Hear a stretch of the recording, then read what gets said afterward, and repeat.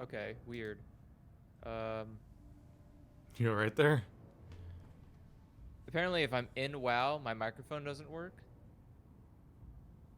Um,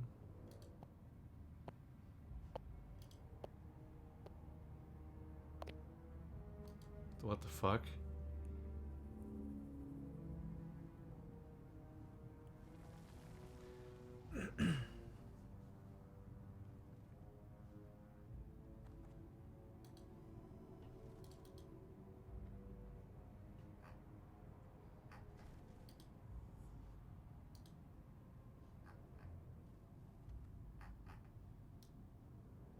Are you okay? Your microphone's just like been gradually inventing new problems for the last couple weeks.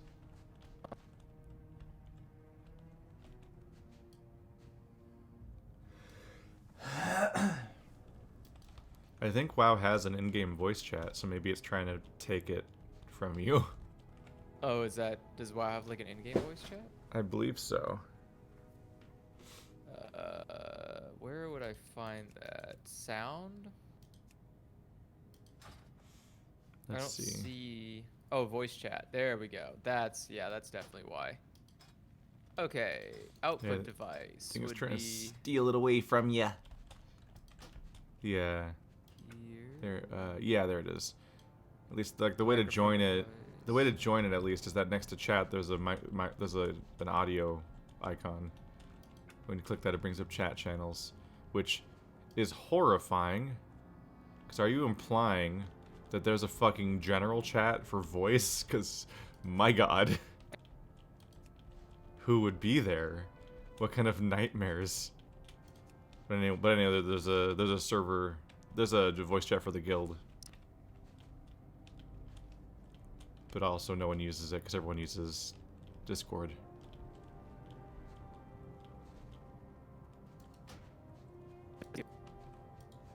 All right. I guess I'm just under the impression that I can't use I can't use the NVIDIA sound feature for any Blizzard games. Just zero Blizzard games let me use So it's like that application. having that turn on just fucks with everything. Yes, but it only fucks with Blizzard games. I can have it turned on in like Minecraft or uh um I had it turned on for Disco Elysium. I had it fine for what was it? That was the other fucking game, Death Stranding. It's just Blizzard games, Overwatch and WoW. Just shit Well, the bed whenever at I have least you're it. good now. Yeah, I mean, at least it's an easy fix. I'm just confused as to why it's being such a stubborn child about this. Well, So, welcome back, Andrew. thank you. I'm It's gonna it's it's been a bit. start stir. Last time you received a insidious phone call that decided no WoW for you today. Yeah, work And then decided it yeah, was a better time to I, call than, working hours. and then I did the same thing as last time where I was like, I I I guess I'll keep playing and he'll be back maybe. And then a lot of time passed and I was like, "Oh no." Not only is a bunch of the session just me alone, but now I'm over leveled. Whoops. Well, Cuz how over leveled are you? Oh no. I'm almost 109. Oh no. That's what happens when you play I'm WoW for al- like an hour is you gain a level. I'm almost 108, so Pretty it's much the okay. rate it goes at. Speaking of it's okay, where is a good place to use I feel like I'll never get fully used to offensive spellcasting. I need a target. It's like, what if combat was like bad? wow. Hot take. Holy like, shit. you know all those characters Just you got destroying that. an entire class of people. Well, it's just like there's all these characters you play as like hunters and rogues and warriors where you just press a button and it just fucking does it. Then you play Yeah. as a caster and every single action is you like slowly charging up an ability and then like because a lot of the game is easy-ish, a bunch of the enemies keep dying before you can even get a spell off, and then then you get kicked from the raid for you get kicked from the party for having low DPS. And it's like everything dies before I can cast a spell. It's not my fault.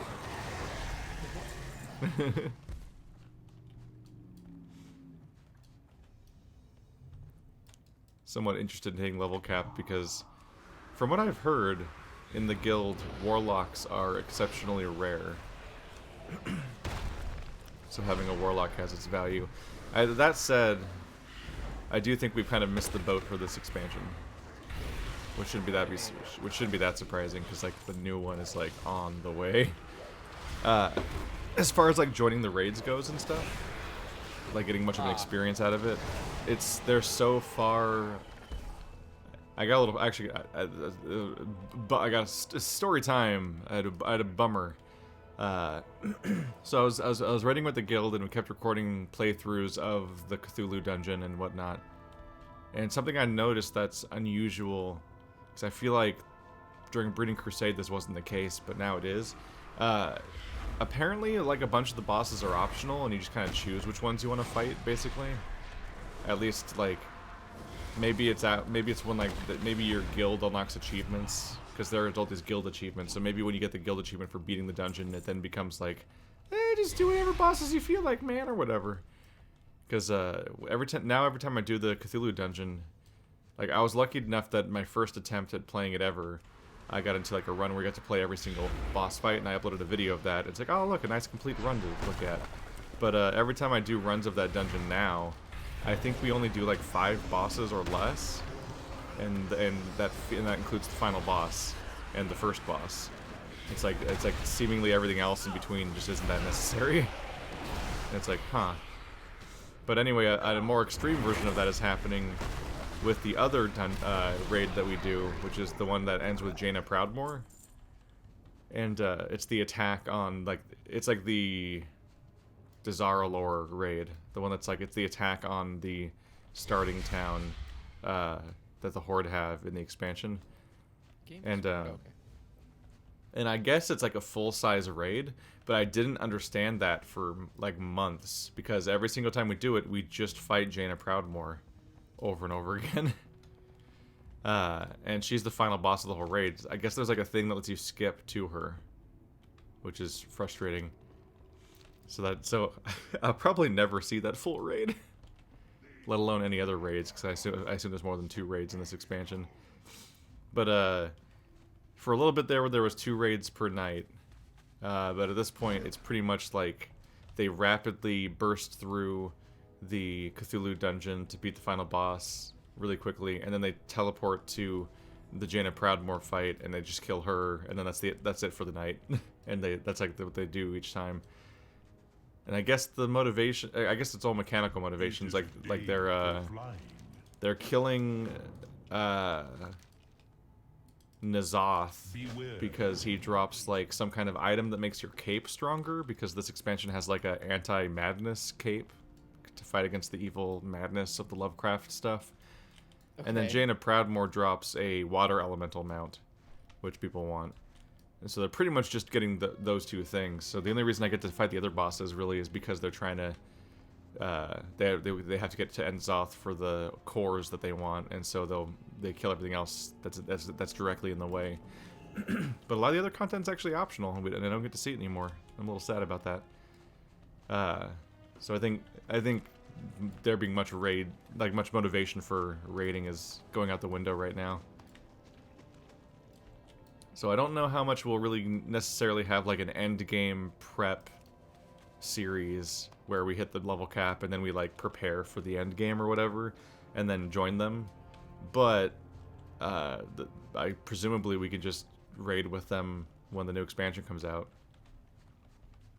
And then we can even do progression raiding if we really hate ourselves enough and just hang out with people losing their minds as like 20 people try to teamwork their way through stuff that they haven't beaten before. The authentic experience. Great. I can't figure out how to get WoW to work on OBS. Oh, you're still not playing? Oh no. I am still playing. I'm like just everything's shitting itself. To stream. Yeah, I don't know why the fuck it's not. Can you, God, I fucking hate. Did just everything on your computer would just break today? No, it's fine. Everything's fine except for fucking. Can you just do screen capture? I tried, but then it's running the game at like 5 frames a second. Weird. Or not the game, but the game's running fine. It's OBS is like, no, I won't do that. And I'm like, okay. Weird. Oh, yeah, here's the other tragic thing that happened. So so I was doing videos on this stuff because I was kind of just recording as I went, just in case I ever used it. And I ended up uploading a video of me us clearing all of the Inzoth dungeon. And it was like, this is my first raid in like 10 years. This is cool. It's just kind of nice to like have a record of that and have a video of it, even though it's not really like Let's Play content, because I'm not doing any commentary besides what like mandatory communications, which is basically non-existent. So it's mostly just the guildmates coordinating the thing is most of the commentary. So, but then I started recording Jaina and all of our attempts on that. So I have like weeks and weeks of us trying to beat Jaina Proudmoore, which is that big dramatic nightmare of a boss fight I described to you in detail like a few episodes ago, basically. Yeah. And I took 1 week off of raiding because I needed to do The Last of Us. I was in a big hurry to get the entire game done before any of the episodes went up, so people couldn't spoil the game for me and so on. And so like that week I did like nothing else besides play The Last of Us every day, all day, until it was done, which took a while because that game's long enough to demand an entire week of you when you're doing it as a full-time job. I come back and I find out that like the 1 week I was gone, they downed Jaina. So I missed the successful run, and it gets worse. It gets way worse because what happened is an exploit became publicly very well known for how to beat Jaina, and it completely neuters the entire fight, but it's super reliable and makes the entire fight like incredibly winnable. So now whenever we do Jaina, we just go in and we clear the whole thing in like 8 minutes. And so like now it's like I have all these hours of attempts against Jaina and all the drama, all this build up to like what should be like this cathartic moment for people that do watch the whole thing of like, and then we beat her, but I wasn't there, and like Marty wasn't. I checked, Marty wasn't streaming or anything like that, so there's no like footage of them beating Jaina, and I wasn't there at the time. And now they're likely never, unless they patch it, they'll likely never do a legitimate downing of her again. So I can't even get like later footage, because I was okay with being like, okay, I missed it, but at least like I can like, you know, I can at least now that we have it, at least I can show us downing her and like what a successful attempt looks like. But now they're not gonna do the real boss fight anymore because there's a way easier way to get what they want. And I'm like, god damn it! What a fucking incredible cascade of failure to just fuck up my entire plan. She's a cool boss fight too, and the way of beating her, while kind of genius, is also incredibly disappointing to watch. Are you dying because you're AFK or dying because you're fighting? Dying because I'm fighting. Okay. No, I fixed my problems. Okay. I watched you die I watched you die when you left last time. Oh yeah. No, I was like, oh, he's losing health. I don't think he's back. That's too bad. The issues turned out to be because WoW was doing this stupid render scale. Because like upscaling your render. Yeah, where it's like I made it 4K resolution and then brought it down in 1980, so WoW looks even better, and I'm like, it's fucking okay. Yeah. And that was making the game making every time OBS freak out. Every time I see a thing do that, I always turn it off. Yeah, it's very. I'm not really convinced that it's worth the processing power to do that. What's the passive-aggressive tone for nice? It's quaint. It's a very quaint feature. It's interesting. Like, what a fucking waste of my processing power. What'd you find? I need to get closer. So you know the spider spelunking bungee cord mission that happens here? Yeah. Yeah. So I leveled up right when I clicked on the bungee cord and descended. Okay. So right across the middle of my screen it said bungee cord reached level 109. What? Look, it was either misreporting my name or misreporting my pet's name as bungee cord. And it announced it across the middle of the screen as part of my level up notifications. That's fantastic. Maybe bungee cord did level up. Oh my god. What'll I do? He's out here with a level 108 bungee cord. Yeah. Heal my stupid pet. There we go. Let's see. I I think it's because the do some bungee cord group counts finding. as an actual mount that you're riding, or like it's an extension of you as a character, so it levels up with you. That's some weird nonsense. It's dumb WoW hooks nonsense shit, but you know. But I was telling Marty, like, my interests, my motivations are not aligned with the guild. Like I hope they patch this fight, even though it's bad news for all of you. They won't. Because I want this footage. They're never, no, not especially not with the new expansion coming out soon. There's no need to. It's brutal. Because you what's remember the you remember that big nightmarish description I gave you of all the like 12 phases and all the crazy shit that happens, and like having to stand near each other and all this other stuff that's going on, and having to move from place to place as a team, walking as a group and everything. Yeah, the new one, when you hit that movement phase where you have to go through the blizzard and stand close to each other and take out all of her clones one by one, what they do instead is they just don't take out her clones, and they walk all the way to where the real one is, and they just have all of the melee stand in a line, and the melee just keeps getting frozen over and over again by the things that are coming out of her that freeze everyone instantly when they hit her. And everyone just keeps getting the melee out of their ice blocks by DPSing the ice blocks down so they get patched, basically. And they just keep that going for the entire fight, and the melee just keeps tanking all of the infinite freezing projectiles. And therefore you therefore you just stand there and DPS her down, and it's completely static. Nothing. It's like a normal, like, I'm leveling up my level 35 hunter kind of boss fight from a normal dungeon where just nothing's happening. You just keep hitting her and keep your party alive, and that's it. It's the fight becomes nothing. I'm like, oh my fucking god. Like, it's kind of ingenious, but it's also incredibly disappointing. It's like when my first time I ever beat the Vault of Glass in Destiny, we were cheesing the I think it's the first boss fight. So we found that you could stand on the far left, like floating islands, and you could use that to kind of like do something that was helpful. I don't remember the fight anymore. I think I know what you're talking about. There's like platforms you could jump over on, and it like affected something about the fight. I don't know. A part of me understands the annoyance of like going to a raid fight and not being able to actually try because there's some kind of surefire, quick way to beat it without effort. But at the same time, that's kind of funny. That's, yeah, like, it's super funny. It's just the kind of funny that I want to like be like, haha, that was good for like a week, and then it like lives on as a YouTube video. Like, remember that time that Jaina was hilariously broken, but then you go back to having, you know, the content. Yeah, WoW isn't like that.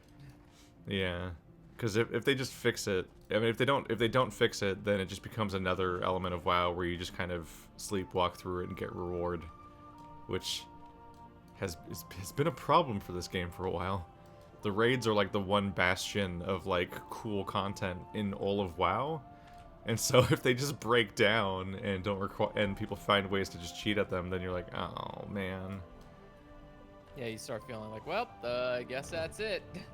Yeah, but I'm excited about the idea of like being in a guild, like as the new expansion comes out and stuff. It seems to be working out so far, at least with the current rating. Like we'll see how it goes with the Shadowlands. Shadowland. Are you gonna main as a Deeps? Yeah. Do you think you're gonna want to join a raiding guild? Is that your goal?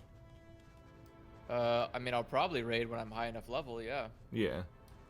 I mean, That's especially the only during thing to coronavirus, do. I guess you're like, fuck yeah, give me anything.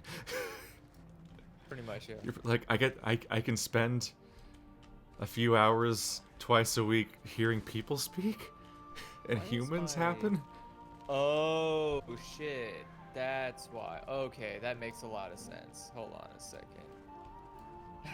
I just opened up a merchant window. I was like, okay, are you gonna take my shit? Because I have like an auto sell mod. And I forgot to return that on. Ah. I was like, So wait you're a second. just staring expectantly, waiting for it to happen. Yeah, I'm like, wait a second. I'm above doing this. I don't sell my own stuff. The game does it for me. How dare. It's too far away. How the dare. Boop. You better get that leveling done or we're not going to be able to get to the next expansion. We'll be good. And the next expansion is the one. The big one. Oh, that reminds me. We're going to go back to wearing normal gear like weirdos. At least I think we will. I don't think I upgraded these today. Yeah, they stop at 110.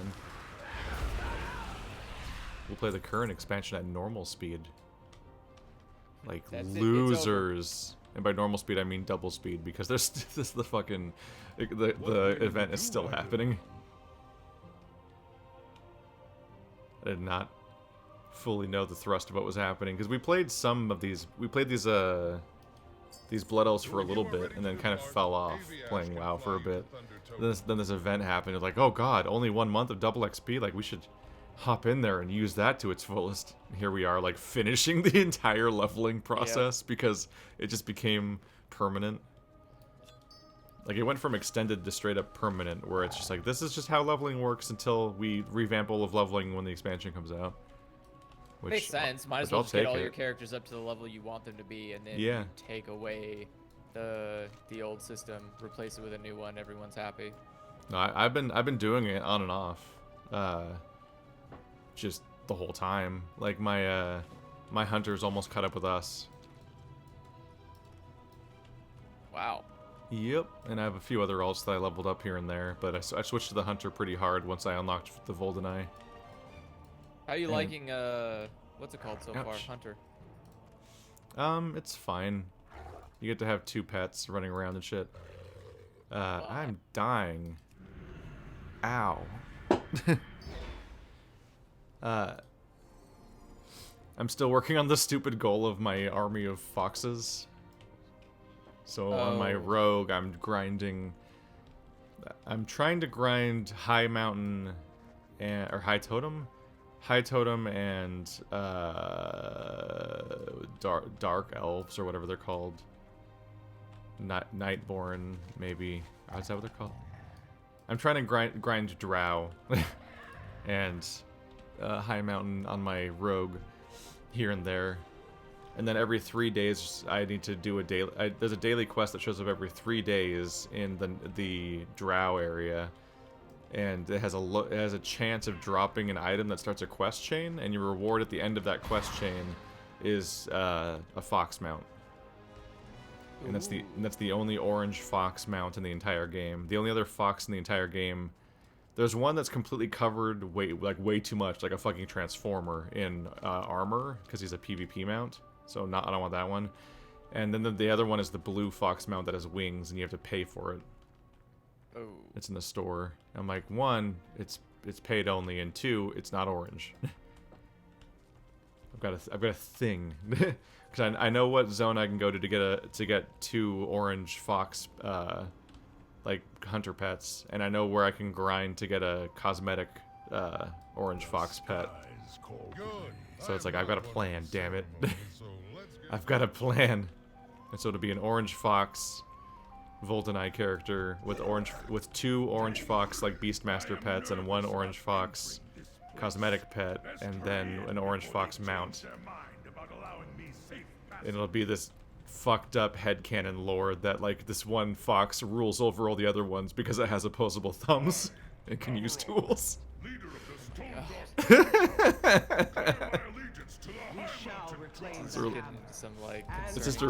It's literally, this is all this work is basically just to take a funny screenshot. That's basically what this amounts to. That's the dumb image of this stupid idea, and I just want to pull it off. Because realistically, I won't use the fox mount that much because it doesn't fly. Although I might use it a lot in the next expansion, because you probably want to have flying at first. But it's mostly just to pull off this idea. So far on my, trying to remember, but I think because I'm just solo leveling and stuff, like, I definitely just kind of feel like I'm just pressing buttons on my hunter. It's It's like Yeah. you press the serpent attack and you press the thorny attack, and then whenever it's up you hit kill command to make your pets do a big damage, and then periodically you get periodically get other upgrades and talents and whatnot that just help reduce the cooldown or reset the cooldown of kill command over and over again, so you can keep spamming it because it's like your core ability that it's like your big numbers one. But yeah, I'm mostly just pressing buttons. I don't really think about what I'm doing as much as I did when I was a rogue. No, I'm you could just just kind of like, hanging out. "Roop." Yep, I fell. But being a Voldenai is neat because their abilities are fucking ridiculous. Like, the Voldenai have a bag of tricks button that's kind of like the Goblin ability where you just get an extra attack button that has a cooldown. You just throw something at people. So that's neat already, but that's vanilla-ish. But the crazy things they have is one ability gives them 8 additional bag slots in their backpack. So just old Voldenai have more bag slots than anybody else does forever.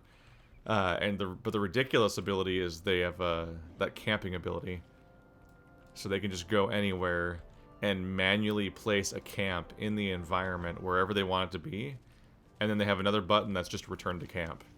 So they have a second Hearthstone, and they can put it anywhere. Holy shit, that's super great. Yeah. So, like, for example, Marty just always has his camp at like the raid at the entrance to the raid. And so he can hearth back to the main capital city of the current expansion, which itself has portals that go everywhere. But you single out like the one place that you have to visit regularly during like the grind that doesn't have convenient paths going to it, and you just put your camp there, and then you just have a button that takes you there, and then you just eliminate all travel time from your playthrough from that point forward. Handy. That is the hot shit. If only it was always like that. Yep. They do keep giving us Sorry. more and more tools to work with. Where's my whistle? What? This character don't have a whistle? Everybody has a whistle. This character doesn't have a whistle. Shit. My other character has 2 whistles. I don't even have one on this character. What the fuck? Sorry, need to. How am I supposed to get readjust places? I couldn't figure out how to get up to this path I'm trying to reach. And so I thought, oh, I'll just blow my whistle, and that'll take me to the flight people, and then I'll get there. But I don't have a whistle. The flight master whistle's so good too, because it just takes you to the closest flight master. Super useful information to have.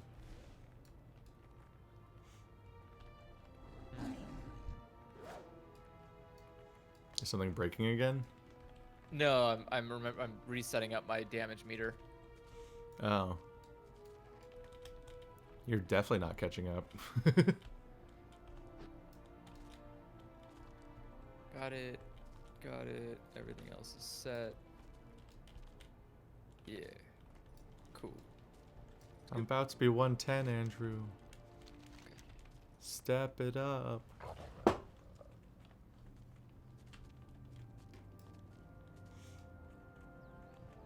trying. I'm about to leave your ass behind and just go to the new expansion without you. No.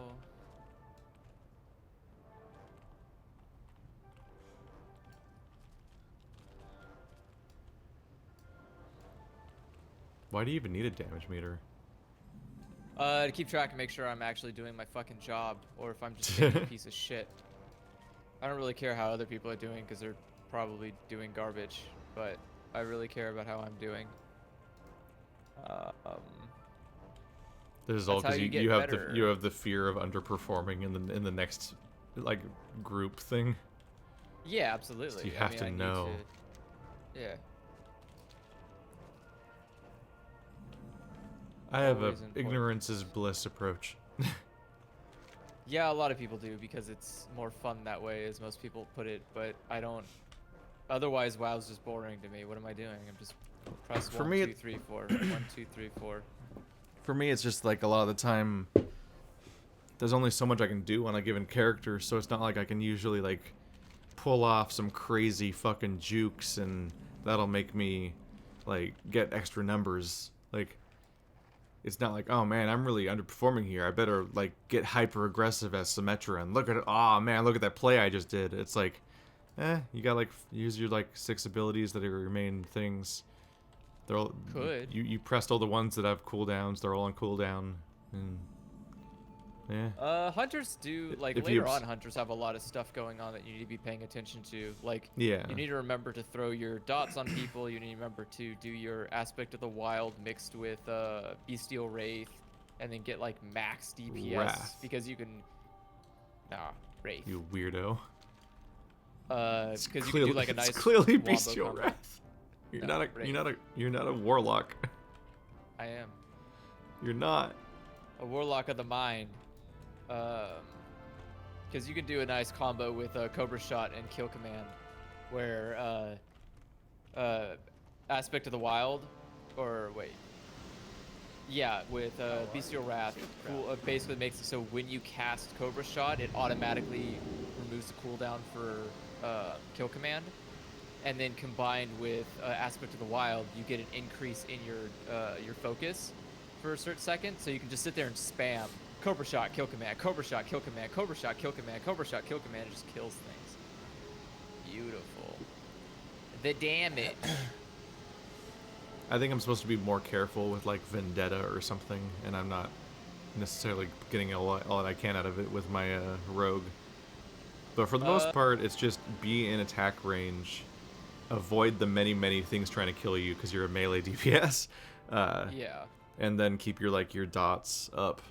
Because I switched to Assassination, so I have my bleeds and my poisons again. So I feel like a rogue Is Assassin again. good for I think it's currently group? the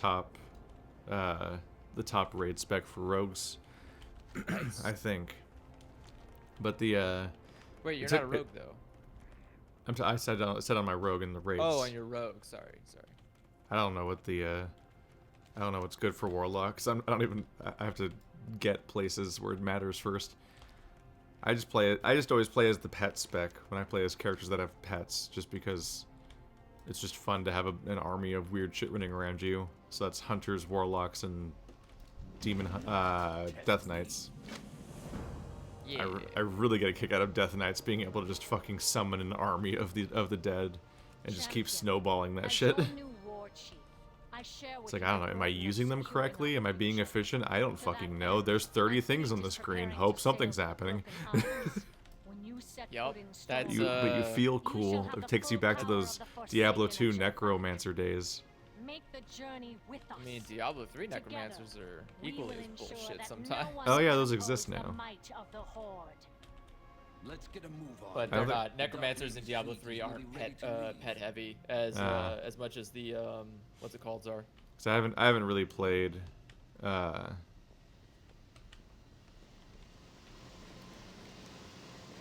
is this?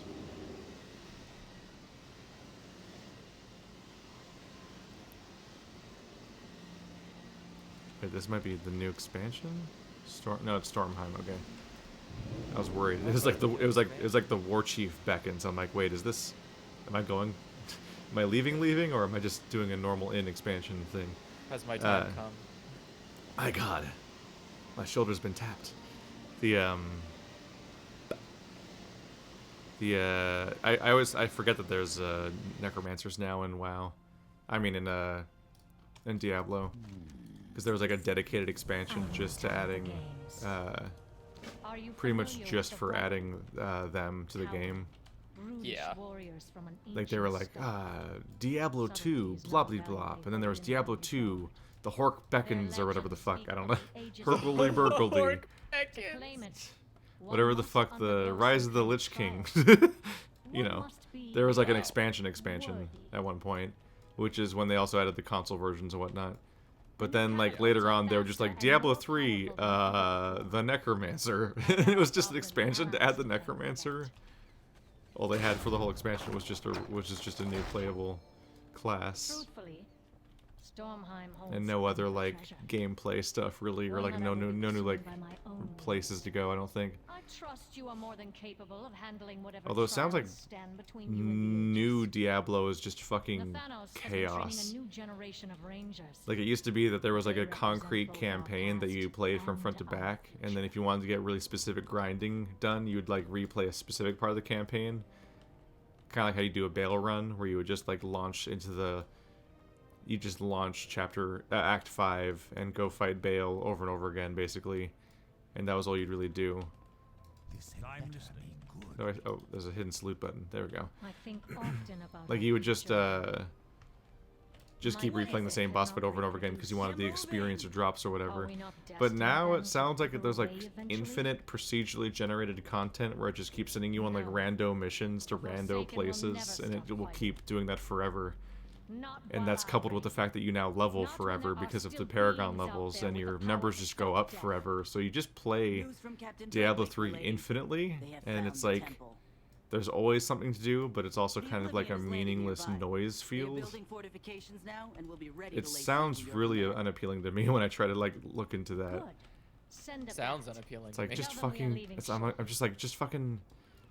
It's okay to just beat a game and move on with your life. What are we No. if not slaves to this? But like, it's definitely like designed to be an infinite game now, and it's kind of terrifying to me. Game is life. I don't like it. No game, no life.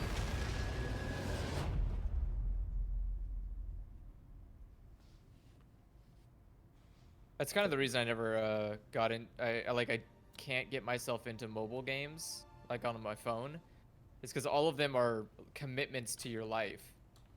Where it's like, you're gonna do this forever, sitting right? ducks It's out like, here. no, I just want to play a fun game on my phone when I'm taking a poop. Show yourselves, you It's like, no, The alliance to- will be you have upon to us commit soon, to and life. we have nowhere to run. Where is? Didn't Organize I? our Oh, I defenses, didn't do beginning this with the yet. rear. I Give me want this. bat riders in the air and catapults at the ready. My Did queen, this- your safety this must be thing our literally first not concern. work as intended? Surely we can I hate leave a you. few ships behind to... Your precious Do not meters, have they question me, broken Thanos. again? Now go. No, the Make meters for the are fine. eternity and bring this hero with you. Yes, of course. Come along. I had an auto turn in for quests. It wasn't working. Oh, because you have like stuff that tries to like automate all of your questing Nothing experiences Yeah. until you forget how to play WoW altogether. Griffins incoming! I remember when we first started playing classic WoW, you like seemed to not even know how to play WoW anymore because you had to like do quests yourself and stuff and find where to go. And I was like, I don't understand how this is like the bread and butter of the whole game. What happened to you? Are you okay? Let someone else do it for me. Someone already solved WoW 3 years ago. I just play that over and over again on a loop. Ba-doop. What is the? I don't know when exactly it might happen, but we might eventually have a separate project where we do the Old Republic. Oh boy. Just because I broke the seal and started playing KOTOR, and so like eventually I'll probably play KOTOR 2, and then at some point I'll probably want to do a playthrough of the MMO, but that obviously like isn't the cleanest thing ever because it's an MMO. It's like depending on how the pacing goes, it might be like a huge pain in the ass. Let us in, game. Let us in. Did you accept it? Yes. There we go. Oh, it was Sorry. you. It was me. I'm sorry. You almost got your ass banned. I did. But it's cool. It's cool.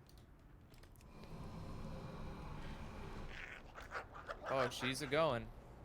Yep. But if we ever do get around to that, we might be able to do something creative where we can like have 2 playthroughs that mix together. I have like ambitious ideas in the back of my head. It's like this idea that you could like we could both record our perspectives so that like when all of the like solo story stuff is happening, I can mix the two separate perspectives into one playthrough. I do remember it was fun doing the like everyone else could do different outcomes in you. Yeah. The voting stuff. Yeah. Yeah. But there's also the fact that every character is the protagonist of their own like single player campaign.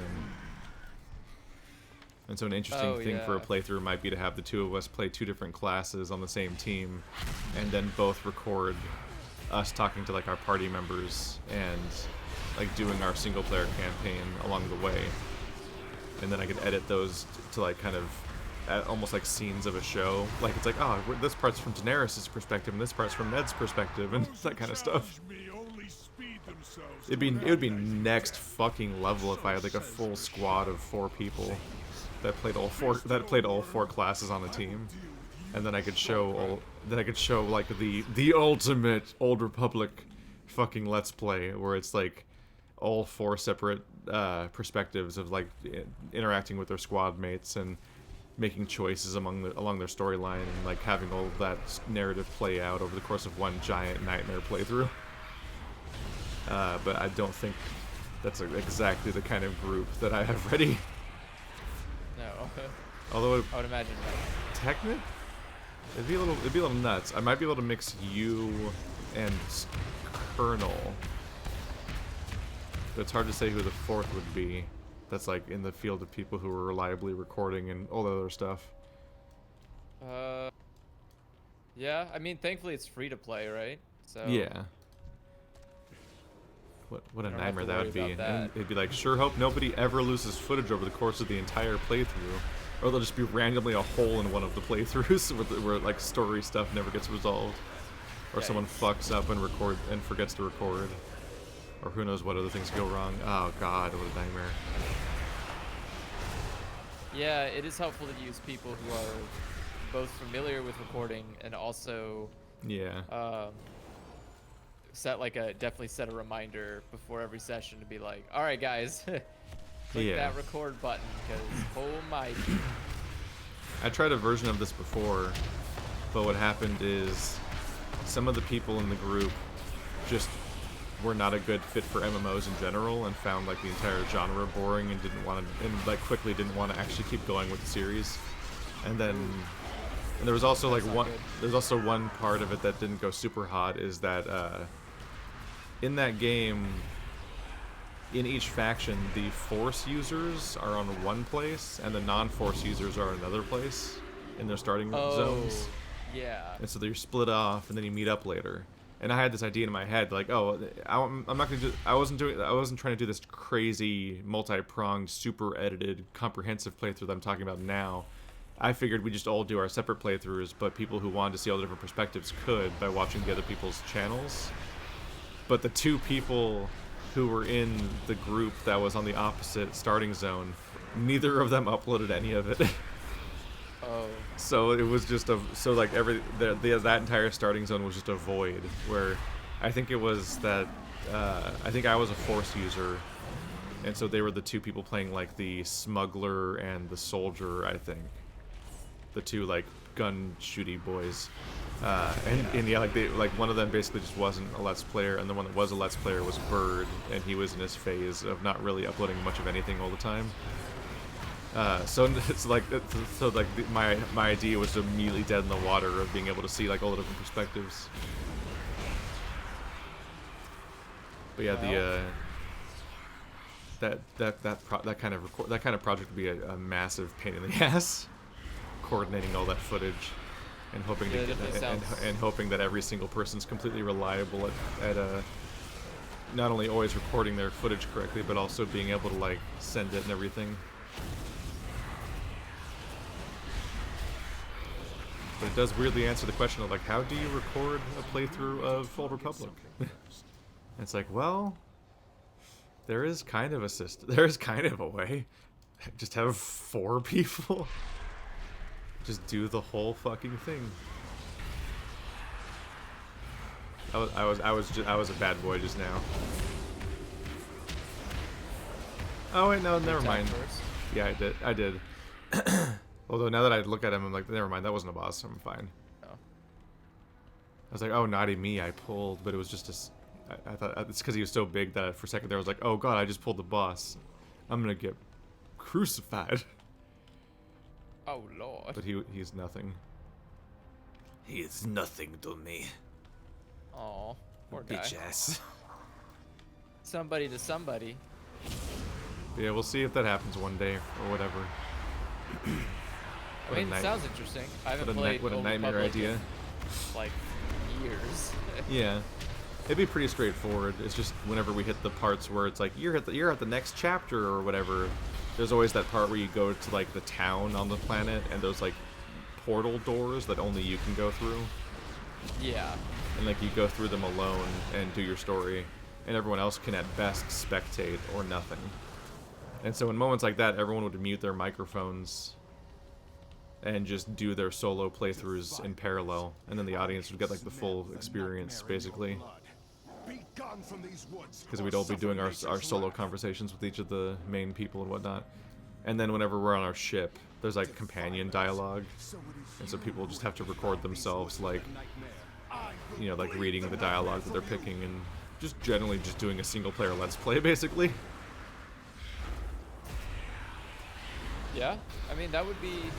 And we all meet up and do this basically in between. I will bleed the nightmare from you.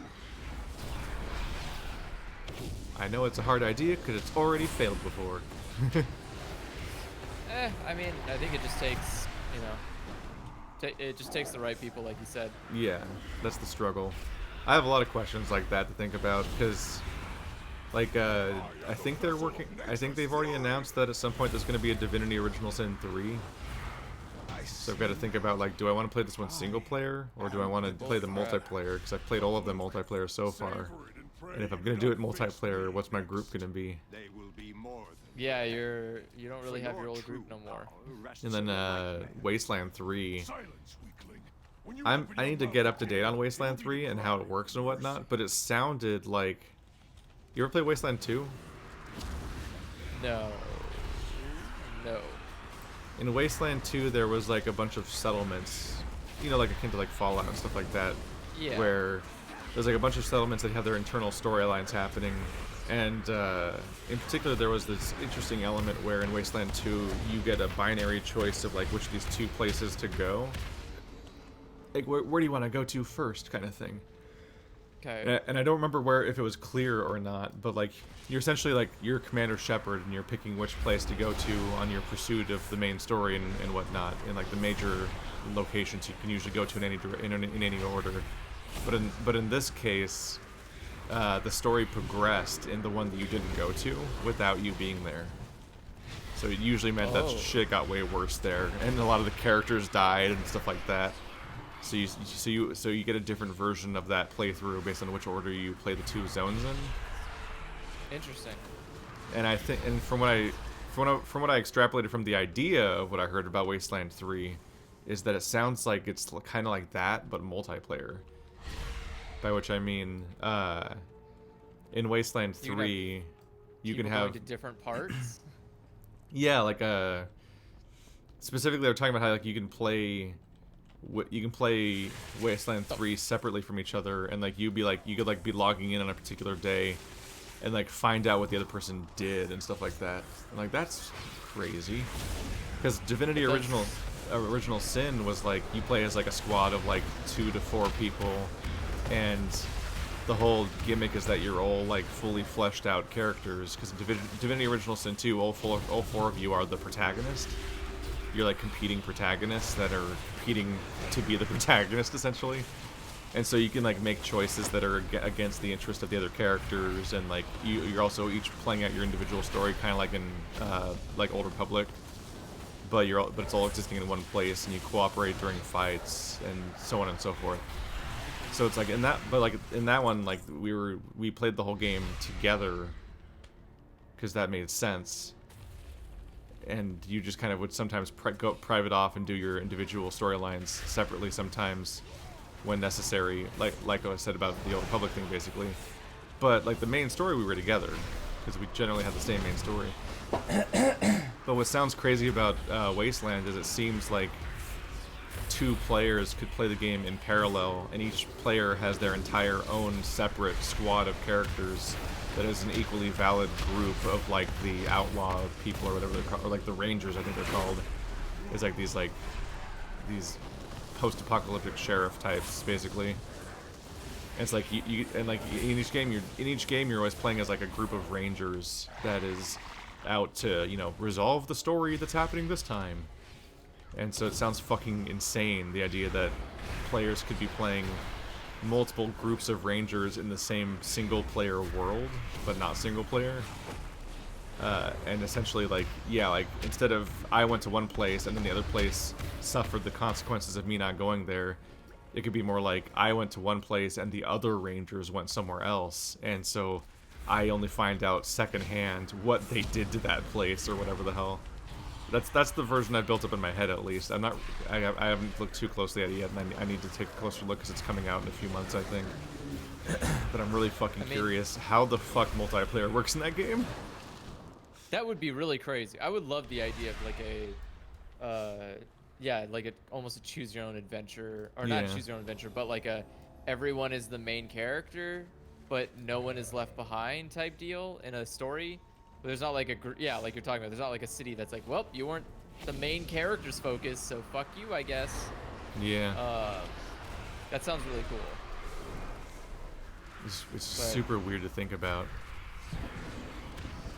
This idea that, like, yeah, because if I did a Let's Play of that, like, I would essentially want to, like, yeah, I gotta get both people's perspectives, and, like, the playthrough would essentially just change protagonists periodically, because I would show one perspective of two people would be playing the game simultaneously, essentially, in 2 different locations, and so I'd have to show the 2 sequences back to back from the 2 separate perspectives, essentially, in order to get the full, like, experience out of all that.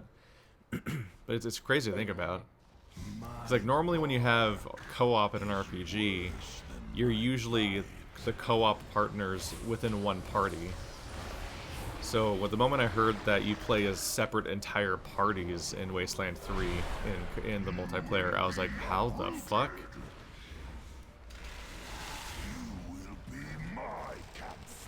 You stood in the roots, you fool. I know. The game's yelling at me for it. Boost you out of it. That sounds nuts. There's obvious, and it's risky as shit too, because like so many people could have a bad experience that way. Because like they'll like complain the game's too short or something, and it's like, well, it's short because you only played half of it because you played it with a friend that did the other half of the game essentially. Or like if you play it with randos, for example, then you're like not communicating with the other person, so you just like, depending on how it's implemented in the game, you might not even fully like ever respect like what they did or even understand what they were doing, depending on how the information is implemented or not. Yeah, you definitely would not play that alone. That's not. I imagine that like, if it's the way I'm picturing it, I imagine there's like an in-game reputation system where like characters you'd hear like secondhand accounts from side characters what the other party did. It's like, oh yeah, they just tore him to shreds.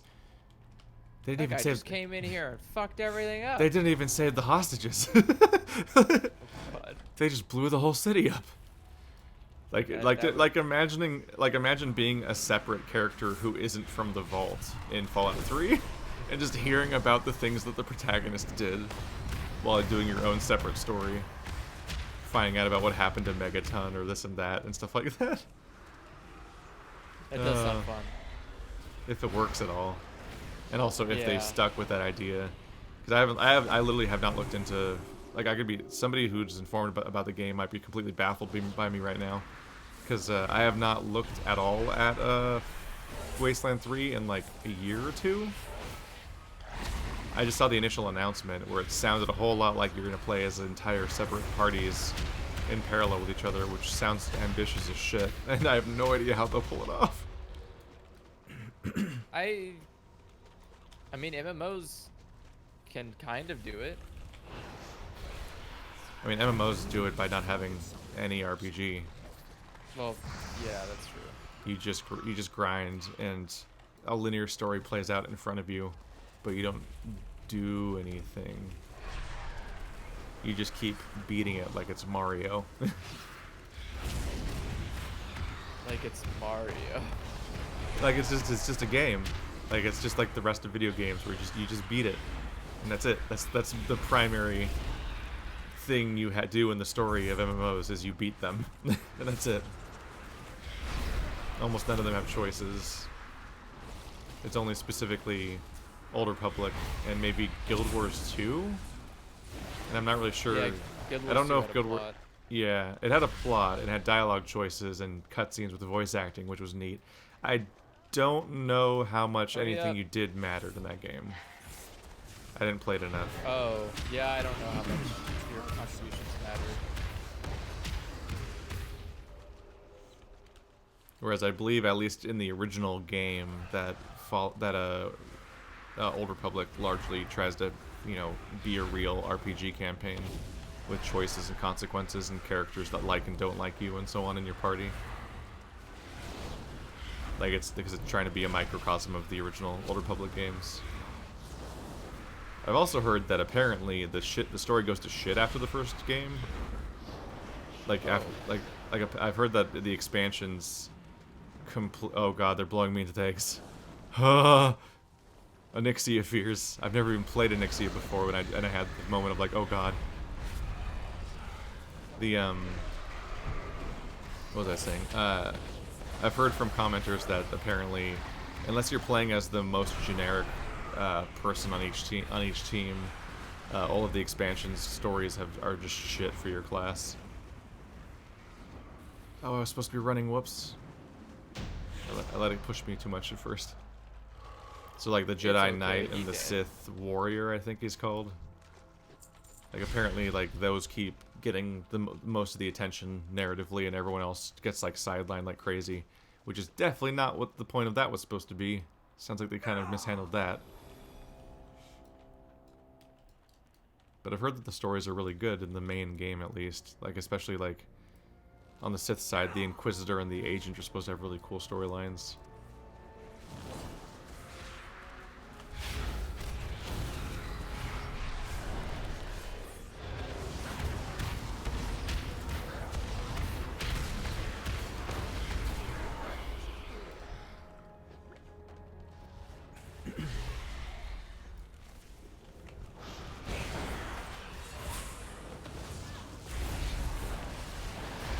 I've been I don't know if you saw, I started playing Disco Elysium.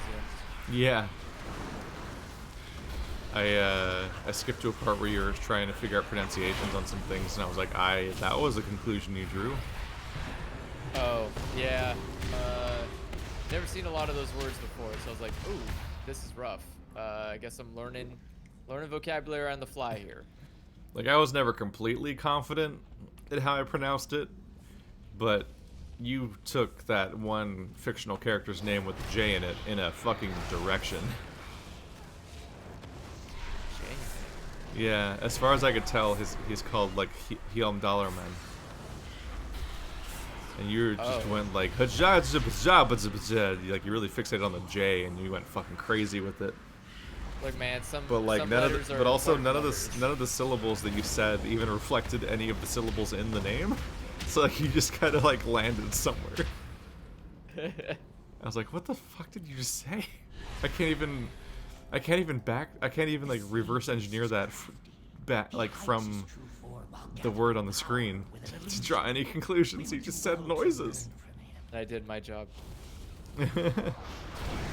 That's the There's a lot of it's like the in-universe like action hero protagonist name. I just went with it's like HJELLDALLERMANN, I think, or something like that. It's like Helmdall from Norse mythology. Is where I went with.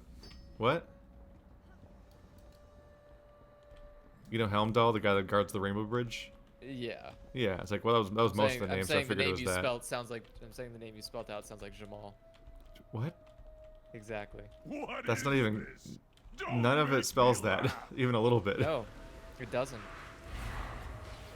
I don't know. Names are. I I kind of gloss over names a lot of the time, and so I just read them as quickly as my brain fails to process them, which means that I often mispronounce names a lot. He's sassing me. He's like, feed on the weak, and it latched onto me. Oh, I feel slighted. that's toxic, Shade. He's throwing mad shade at me. Damn. Mad Living up to his shade. name, I guess. Yep. You little shit. I also really hurt myself trying to do a voice of one of the characters. The gruff French guy. Yeah. Yeah, that's the exact spot I skipped to. Yeah, I It's completely. just you doing tarnished that, my that on voice and saying every name interestingly, and then like collapsing into the weight of the voice you did. I was The trying to mimic. I was trying to mimic the voice that he originally had, Yeah. but he only spoke for like 2 lines, and then he was like, "All right, I'm Oh, out." yeah. And I was like, "Come on, man." No, it can be rough how quickly the voice acting comes and goes sometimes. Yeah, I was like, "You gotta commit." I would often just completely not absorb it either, so I'd have to just make up a voice anyway, because I was like, I didn't really like record in my mind what his voice sounded like. I missed my chance to fully like incorporate the information. I'm a fool. But yeah, that's a neat game. That's a good shit. Saw you were getting places. I saw the exact moment where you were trying to. I don't think I saw necessarily when you finished it, but I saw that you were like opening your menu to see that like the breakthrough was imminent on the volumetric shit compressor. Oh yeah. And you had Kim with you, but you probably didn't have you probably had not inspected the corpse yet, because that perk likely means that you failed to approach it the first time. Because I think that's the only way to get that perk is to throw just to like throw up and give up on dealing with that guy, basically. Oh, I did throw up. Yeah. Yeah. What joy is there in this curse? Yeah, I failed it twice.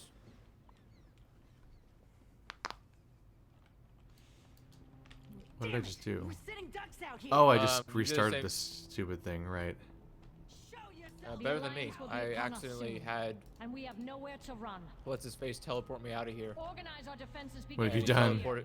I And he want teleported me Backriders in the directly air and to catapults this at the ready. area of the map, My so queen, your I need safety to must be our first concern. Surely hop we can skip leave a over few to ships my. behind. You can just Garrison? quest there. Do not question me, Nathanos. Now go. I mean, the fastest way to get Make for eternity experience and bring is just to this go hero for with those icons on the map usually. Of course. Like if you can just run around in that area and find more of those those world quests, those give you faster experience than anything else does. That is true. Like it was disgusting, Andrew. I was recording a I actually want to be here. I'm gonna leave. Yeah, let's go to Dalaran.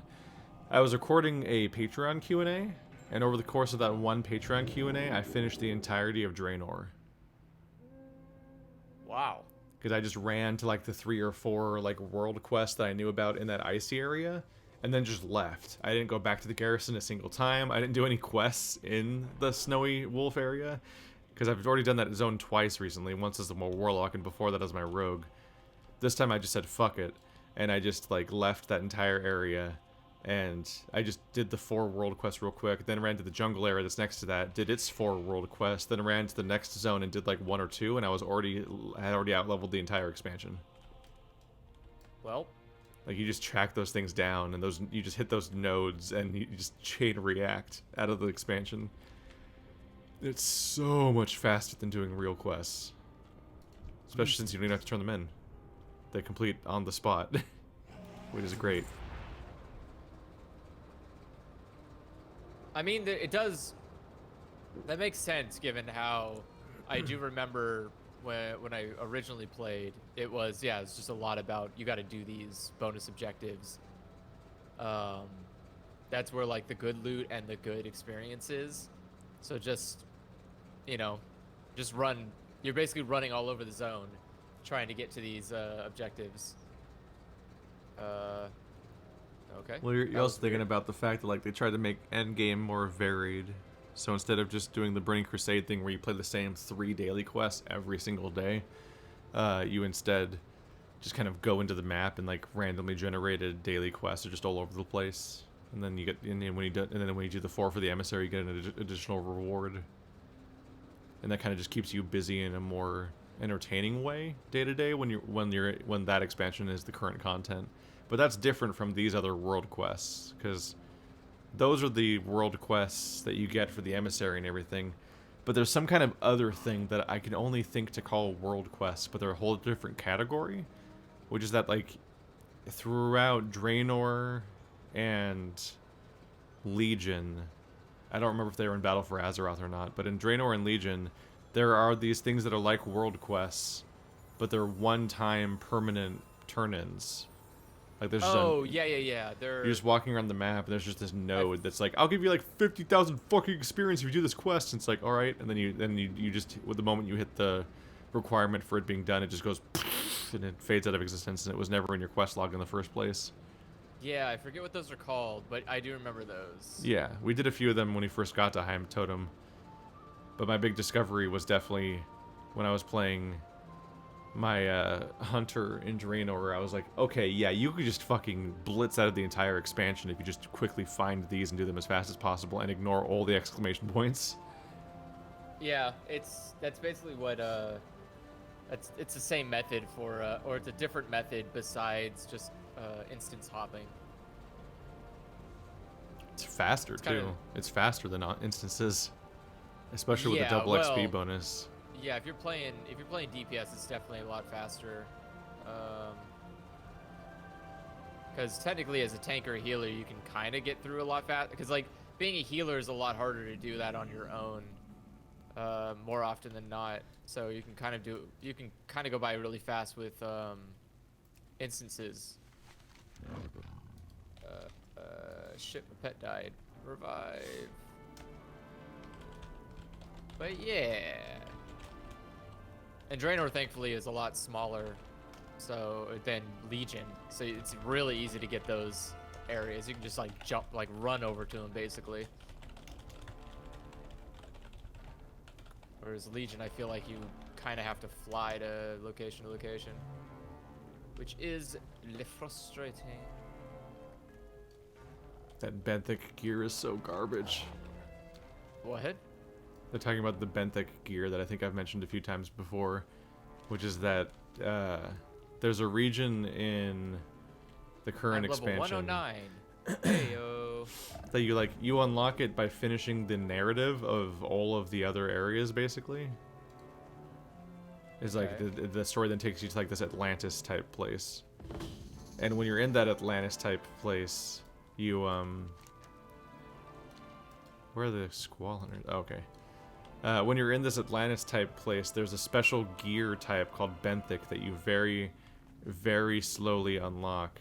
And then as you unlock it, you then get items that let you upgrade said items. And so you get to keep upgrading your gear to increase its eye level. But it's a really slow process where the cost gets exponentially higher at each step. And then all of that was just, like, I maxed out one piece of gear, only to find out that even after all that progress I made maxing it out, it was still weaker than my current gear that I had before I came there in the first place. So it's like, it made some kind of sense when it first came out. Like when it first came out, it was presumably competitive gear. But at this point, it's so old that like, I need a target. you're likely to have like the daily quests and whatnot, and world quests reward you with gear that's so much better that you just can't get benthic to be on any level that matters. It's weird. I was just confused. I was like, surely this is like I worked to get this far, and I just reached the new weird Atlantis expansion area. This must be so. This has to be important, right? Like, oh, look at this cool benthic gear. I bet, like, it's weak now, but if I invest a lot of resources into it, it'll probably eventually get really cool. But I fully maxed it out and actually hit like a cap where you can't upgrade it anymore at all. And I'm like, this is still 30 item levels below what I had when I got here. What the fuck? And it's like it must have only ever been useful when it first came out, whereas now there's one more island you can unlock after that island. So it's not even the newest island, and I imagine that like probably 2 raids have come out since that island was added. And so it's like now when you do daily quests, you hit various thresholds of item level where it starts rewarding you with higher and higher item level rewards at the daily quests. And so it seems like we just hit a point eventually where like the rewards are so much higher that that in the attempt to try to get you caught up via the daily quests, they've completely nullified the purpose of entire like progression systems that used to be in the game. So Benthic is entirely like a relic. It's like the equivalent of like this expansion's like class weapons. Oh. Where like when you get to the new area, it's immediately like, well, this is useless garbage. And so now every time you play through Legion, you see that you unlock the class weapon, because you basically have to unlock the class weapon just to move on with your life and get off of Dalaran. But then you never actually upgrade your class weapon with like all the nodes and weird shit that you used to be able to put into it, because like I do. Like, well, I mean like you don't go anywhere with it. Yeah. Because like the actual upgrade system is this massive, extensive quest chain, and like the items that upgraded are relatively rare, so you don't really make it anywhere on that tree. And so it's mostly like this hyper complicated system that you never really fully engage with because you're going to be gone before it goes anywhere. Just like the garrison. Look at the garrison, you're like, wow, there's a lot of crazy shit happening in this weird fort I made. Anyway, bye. And you can beat that. You can be done with that entire expansion in like one afternoon. And like the first quests at the garrison takes like 8 hours to complete, so you'll never see it happen. That kind of shit. As they desperately grasp at our prized Lordaeron keep. It's just, I'm always amazed by how quickly, in many cases, World of Warcraft content can just become a thing where there's just like, there's no use case for this. there's no one that this is for anymore, but it's still here. And I'm just like, those are called gimmicks. And I'm often just like, I wish they could like revamp this so it serves some kind of purpose. No. Like, what if the garrison was still relevant and it was like your personal base that you still had reasons to go to during current expansions instead of it being a complete dead end? Some of this will be somewhat rectified in that the new expansion is going to make it so that you just play one expansion per character besides the new one. So you'll play like the starting zone of your character, and then you'll play for 40, any of them. For 40 levels, you'll play any expansion. Whoa, what? Yeah, that's the new system for Shadowlands. Is for level 1 to 10, you play your starting zone. Then from level 10 to 50, you play any expansion. You just pick one, including the original vanilla WoW. So you choose where you want to go, and then you just play one storyline for 40 levels. Okay. And so that means you actually get to experience like Burning Crusade or whatever from like front to back-ish, instead of like what we've been doing this playthrough, where you experience like half of one region and then you outlevel the zone. And that's admittedly because we have a double XP thing, but double is not enough to account for the fact that these are still like 8 region long zones, and we experience half of one basically. So like if we were at normal experience, we might experience like, wow, 1 or 2 zones, but there's still like 8. Like, who's ever going to play those again besides people that obsessively want to get the achievements for completing every single quest in the entire game? Like, those zones don't largely serve any purpose besides obscure rep grinding for certain mounts, basically. So now it's going to be that, yeah, when you hit level 10, you'll just warp off to Draenor or Burning Crusade or Wrath of the Lich King or Cataclysm or whatever, and you will play that area's content for like 40 levels. And the leveling experience of like 1 to 60 is going to be, I think they said it's going to take about 60% or 40% as long as it does nowadays. By nowadays, I mean before they added the double XP. That'd be nice. So the faster leveling is going to be more or less permanent, because they're squishing it down to 60 levels again. And they're going to make it so that 1 to 10 is the starting zone, 10 to 50 is one expansion that you just then experience in a more coherent way, and then 50 to 60 is the Shadowlands expansion. So we're all going to get squished. All of our characters are going to become level 50 when the expansion comes out.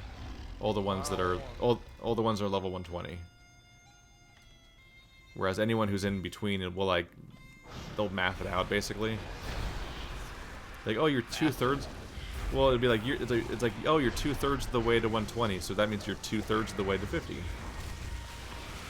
It's like it'll be the same fraction basically. If you simplify the fraction, you'll get your new level. Like to make it easy, if you're although I don't know if it's based on experience total or level count, to be clear. But to make it really simple, it'd be like, oh yeah, you're level 60, which is halfway to 120, so now you're level 25 out of 50. Which is crushing a little bit to think about, because you're like, ugh. Because the part of you is like, 25 is so low. And having a level 60 be simplified down to level 25 sounds brutal a little bit, but that's just because that's... Really, it's just the fact that the current leveling total is brutal in how long it is. I'm kind of blown away every time I level a new character, where I'm like, wow, look at me go, I'm level 90, what a big boy. And it's like, what a high level ass character, I've made some serious progress. And then you pause for a second, you're like, oh right, I have 30 levels to go still, and they're all gonna get slower every time. Fuck. Because back when I played was the first expansion where it went from 60 to 70. So to me, hitting level 60 still feels like a milestone that's important. So being level 90, I'm like, wow, look how far past 60 I am. And then realizing you still have 30 more levels to go because the level cap is 120.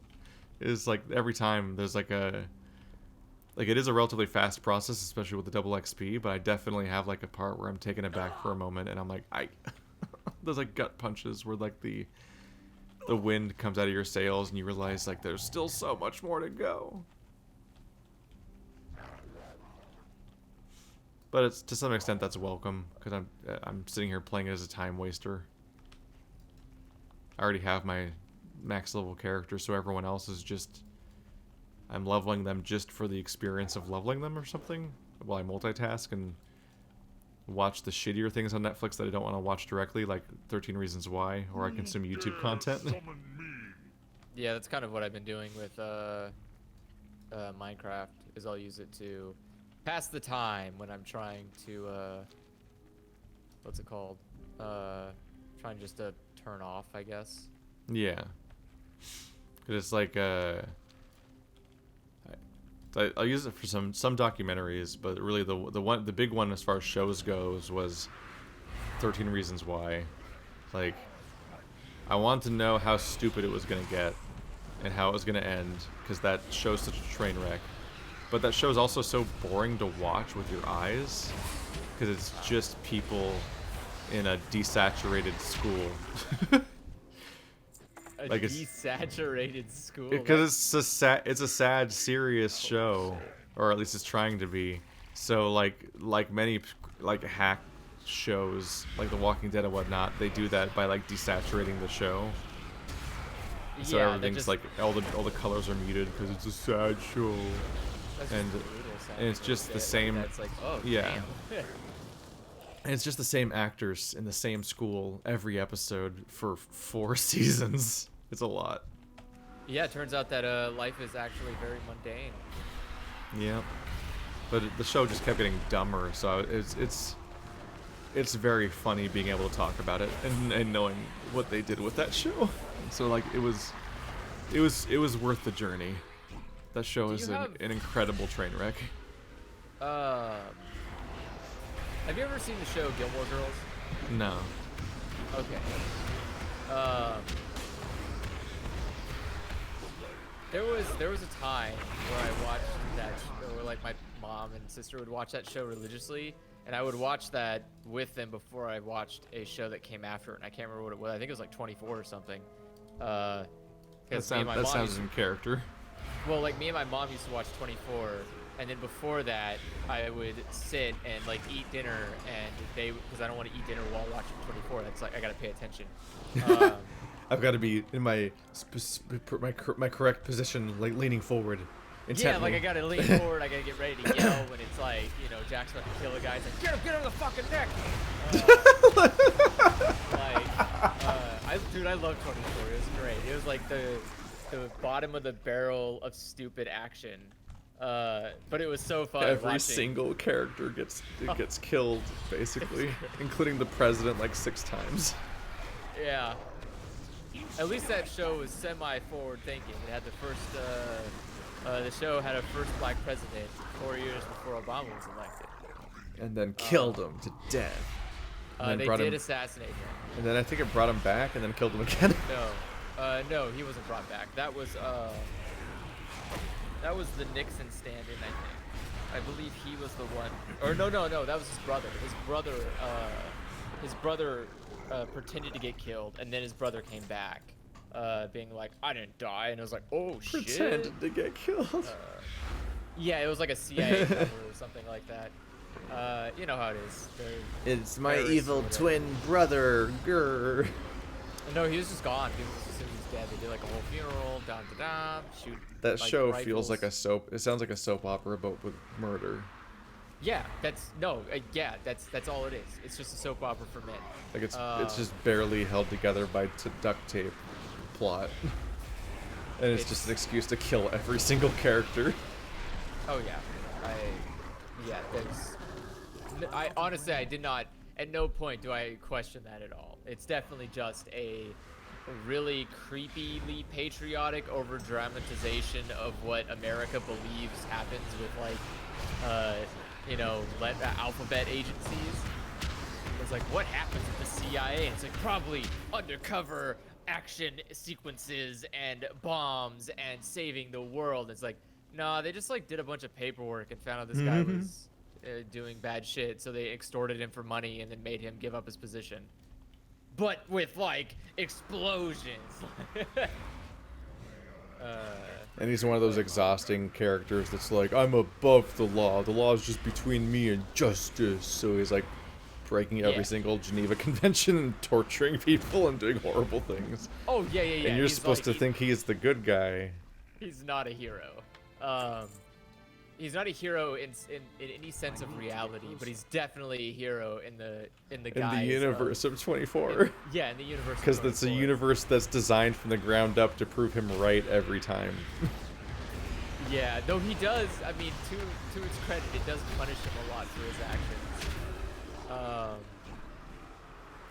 There's one point where he just not as much as it punishes every other character that it ever had. No, but there are points where it literally, like, he had to go serve time in jail at China for killing an ambassador. But only for 24 hours. Nope, he was there for like a couple of years. And they were not kind to him. But he came back, and like the first thing that happened when he came back is obviously someone kidnapped him, you know, just want to get revenge or whatever. And he literally like rips their jugular out with his teeth. Like he bites their neck and rips their jugular out. I was like, what is happening? This is not even like trying anymore. This is seriously cartoonish. And it's like, I'm all for it. Let's go. This is great. I think there's some YouTube video I watched that was just like the many deaths of 24. Every kill? Yeah. Oh. They're like, it wasn't just every kill that Jack Bauer has done. There's like every Jack Bauer kill video, and it's like 30 minutes long. Yeah. Well, it wasn't just a compilation video. It was like a video essay about 24 and discussing all the ways that people die, and also specifically what kinds of people die.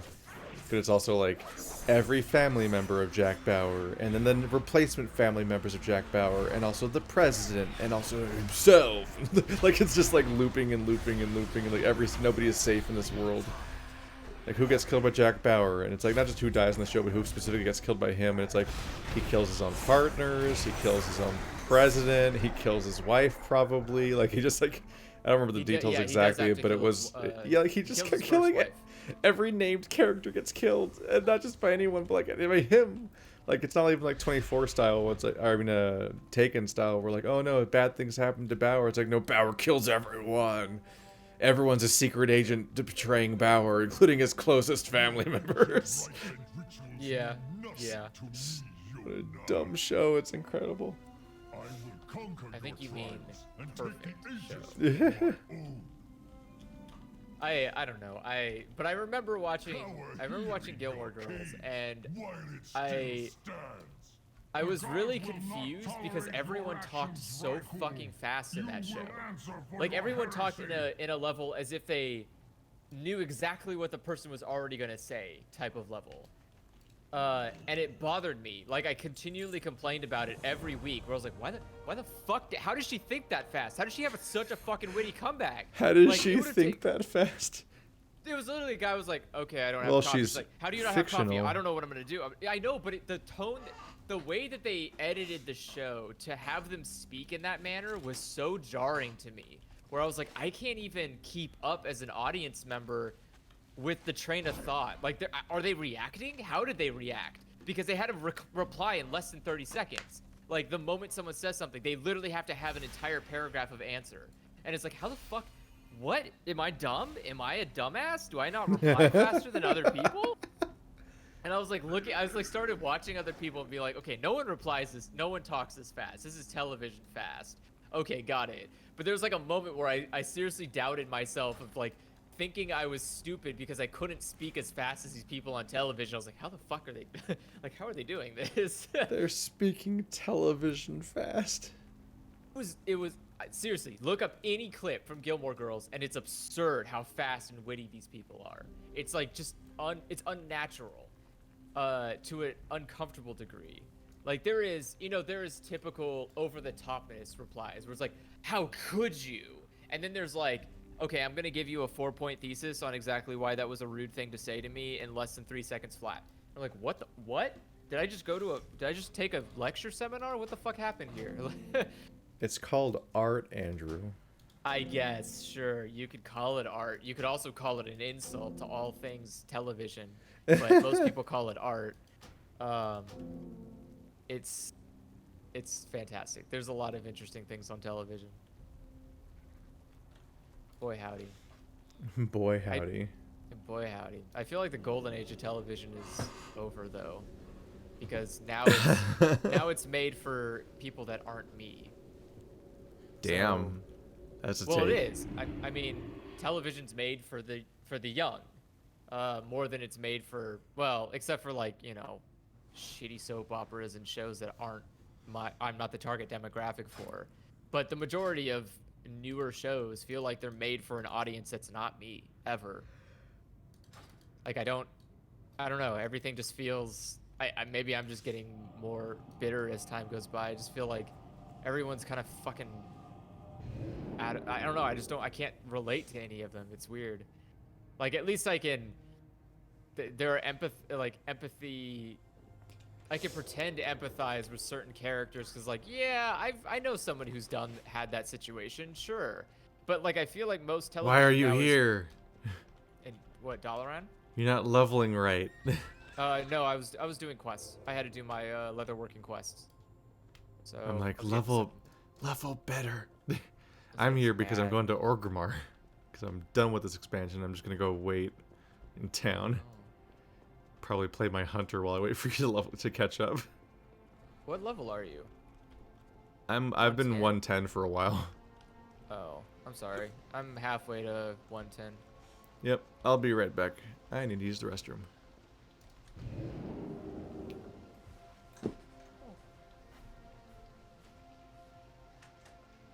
Alright guys, I think I can level up faster than Keith can take a pee. Alright. WoW speedrun. Let's do it. I should also load up Keith's chat. Because that's the respectful thing to do. As a friend, and also as a person that's streaming and probably wants to keep in contact with the people that are commenting. Because they're not in my comment section. Ooh, what's that? Oh, it's the city. City of Tweakers. Alright, sorry guys. We'll come to the Tweaker City later. GG.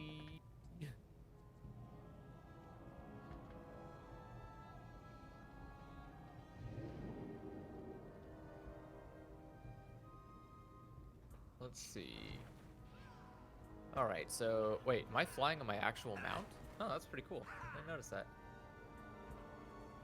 So I need to turn in a handful of quests here.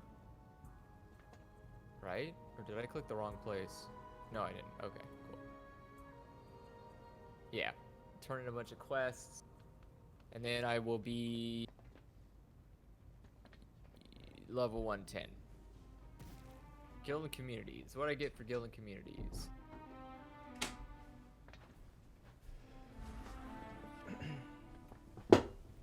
Ah, my rep increased.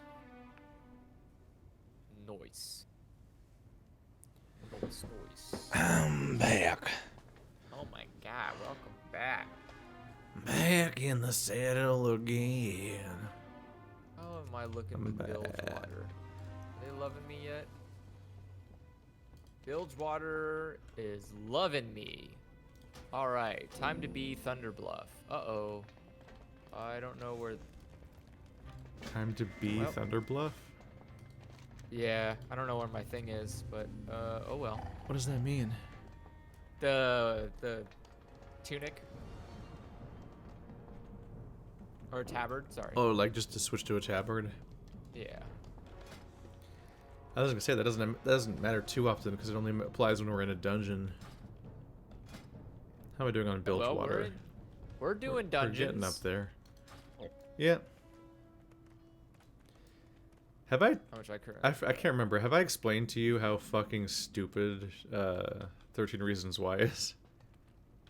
It's yes. Good to see you. I do believe we had a conversation about its stupidity prior. 'Cause Jesus fucking Christ, I can't. But I can't believe that show. I'm actually surprised it had a sequel because that It seems- had 4 seasons. Wait, what? It has 4 seasons? Yes. What do you want? How many fucking reasons is that? Wait a second. That's way too many reasons. Way too many reasons. I'm starting to feel like maybe you're making up some reasons here. Is it like is the book longer? No. Wait, they're just off the rails? Yes. It's What the incredible. Fuck? So the first season was a remake of the book, and then the rest just fucking made shit up for 3 more seasons, and the desperation is fucking palpable the entire time. And the first season wasn't even particularly good either. Isn't this a Netflix show? Yeah. What? Okay. It got 4 Normally seasons. Netflix just doesn't give a shit about things past season 2. Why are they caring that much about this? Well, it's from back when they used to have longer shows in general too, but it's also like, I think it was one of their most popular shows.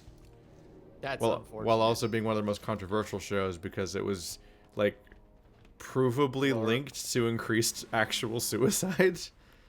It's I like mean, that usually distressing. happens when you, Yeah. you know, glamorize it. Yeah, because they were. I'm gonna switch to my hunter until you're 110, I think. Because yeah, like the whole show is, it sets up these characters. It sets up this one character that killed themselves, and then they leave tapes for the 13 reasons why they killed themselves, and each of the 13 reasons is a person, and it's a 13 episode season. So because that's the standard episode duration for a lot of shows. So what they would do is every episode would be like a character-centric episode fixating on a specific member of like the high school and like this backstory of what their relationship was with the person who committed suicide, and it'd be basically them narrating like in incredibly so you're wondering vague. how my friend died.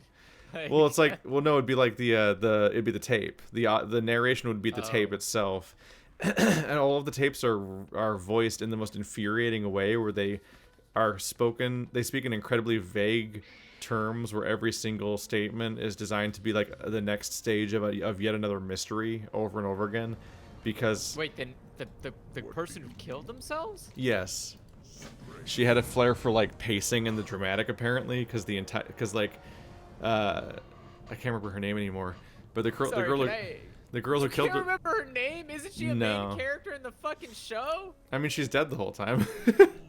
That's fair. That's okay. You got me there. But she, I just don't remember her name anymore. But like she narrates every single episode, and it's like all these vague things where she can't give away what's gonna happen next. So she's just kind of like vaguely kind of adding to the scene a little bit, but not actually explicitly spelling much out or giving away what's about to happen, because you have to watch this story play out over the course of 40 minutes every episode. Holy And so it's shit. mostly just she's reminding you that she's there constantly. Well, she's not. She's dead. And then most of the episodes like end with like basically like the final reveal of like the kind of fucked up thing that person that one person did that isn't really the real reason she killed herself, but it's like it all kind of contributes or something, maybe, because like it's kind of having to continually paint this vague idea that like these many people all kind of contributed to like her killing herself eventually. So it's like it's kind of guilting every individual person one by one and working its way through the thing. Meanwhile, in universe, everybody who listens, like everyone who's on the tapes, there's only one set of tapes. I think there's two sets of tapes, but what happens, there's a set of tapes that's going through the people, and the tapes have like an order, and you're supposed to listen to them all in order, and then you give them to the next person on the tapes, and so they're all listening to the tapes each time. Oh wait, hold up a minute. It's like all the people that Sorry. are on the tapes are all listening to the tapes. So, Of what? Yeah. It's a lot to take in. When did this take place, like, time-wise speaking? Like, era? What era is this taking place in? Time is money, friend. Keep it Now. real. And she's using fucking tapes? Yeah, she's using cassette tapes and a cassette player. Why? Like, canonically, it is like a thing of like they're like, I need these tapes. Like we need to use like the one tape player that's around to play these tapes. Smell Why is that she using... sea air. okay, Feels good to first be out off, in the open why again. is she using... I'm sure Dr. Okay, Damon wait, from first off, Warcraft had nothing to do Did with nobody... Who found the There's tapes? an old goblin It's all being Like- curated by somebody that she trusted to like run the whole thing. it. That assumes we're going to make it back. Shadow Master? Any Who's like, messages from ha, ha, Vermont? the tape shall be Sylvanus delivered and the on main your fleet behalf. arrived a few Like, hours what the ago. fuck? Demons covering the whole island. But like all these characters find out that they're on the tapes and they have to listen to these big things, and it's like, and it's usually like it's like 40 minutes of build up to then finally getting the payoff of like, oh, here's the dick thing they did. And on some level, it's like I can kind of respect this show on the first season of being like, okay, it's like here's all the ways that here's this semi-elaborate development of like the relationship between these two characters, which is the person who commits suicide and whoever the episode's about. And here's the subtle way that they kind of betrayed them in high school in a way that like people are constantly cruel in high school, whether they mean to or not to be, or they don't mean to. But here's the issue. A lot of these people, like, the worst thing they did was, like, leave a mean note or something. Or, like, don't be there for her at a certain time or something. But one of them raped her. Yo, wait, what? It's like, That's a literal crime? it's like, by the time you finish the season, you're like, I feel like there's one or two reasons why. I feel like you're really disservicing all the other reasons by grouping them up with the rapist. And it's like, I think there was one other really bad one maybe, but like everyone else, it's super iffy. And when the protagonist gets to his tape at the end of the season, because he's the last one, it's like everyone keeps fucking mad dogging him about the bad thing he did. It's like, oh yeah, you're judging me for what's on my tape. Well, wait till you get to yours, kind of stuff. Is what the people who already listen to the tapes tend to speak like. And then you get to his tape, and he's just kind of innocent of all crimes. Like, she kind of just admits Like to be that in the he's. room with that guy. They just where kind it's of like, Well, I yeah. left a mean note for her, and he's like, yeah, I raped a girl. I It's need like, to target something first. what? Sir, that's a little fucking crime. Like the protagonist Clay, basically just gets off. Like, people were weirdly guilting him like he was super horrible and everything, but like he gets to the end of the season and he kind of gets off scot-free. Like it's like you kind of find out like he kind of didn't do that much of anything really. He just existed adjacent to a person who committed suicide and maybe didn't perfectly stop it or something. Like it's like if I remember correctly, she basically even is admitting that he kind of doesn't deserve to be here. I'm like, well then why did you do that, you horrible person? What the fuck? What? It's like- Wait, she. It's like, one, you committed suicide out of like a weird gambit for revenge, which is like already the fucked up part of the show. That's like the part that glamorizes suicide and like and has led to people actually killing themselves. But like, then there's the weird dick move of like she's taking this like revenge motive against all these different people with her suicide, and one of the people, which is the last person on the tape, so they have to listen to all the tapes. They're the last person to listen to the tape, and they have to get to through all these, featuring all these horrible crimes people did, one of which features a rapist. And then the final tape is, they finally find out why they're on the tapes, and it's like, oh yeah, whatever. It's like nothing, especially like compared to anything that came before. It's like it's nothing. It's like, what a weird, like, emotionally abusive, horrible thing to do to this person that's the 13th tape. Like, why would you do this? What the fuck is this character? But beyond the beyond all that like the structural bullshit and like the the actual suicide background to it all, season 1 is like kind of watchable. It's like these people, it's like, oh, just watch all these people be a dick to this one girl basically, but like a lot of them are like complex, sympathetic characters that you can kind of see why they would do what they did, and what they did wasn't necessarily out of malice and so on and so forth. Whereas of course there's then you just get to the rapist, and obviously that's different. But like a bunch of the characters are just like people that just kind of turned on her in various ways and whatnot. So but here's where it gets fucking stupid: is that the fucking like then they run out of book. The show's really successful, so they're like, shit, how do we make a second season? And so they did the most obvious fucking hackneyed thing possible, which is that they find a second box of 13 tapes. And What? There's 13 more Man, reasons she- why. So there's She 13. recorded more tapes. Yes, that are like a secret loot box or some bullshit, and it's like another tape around each of the previous people. Like, it's all the same 13 people again. So it's extra confusing. John side B. Like, what the Yeah, like there's a B-side essentially.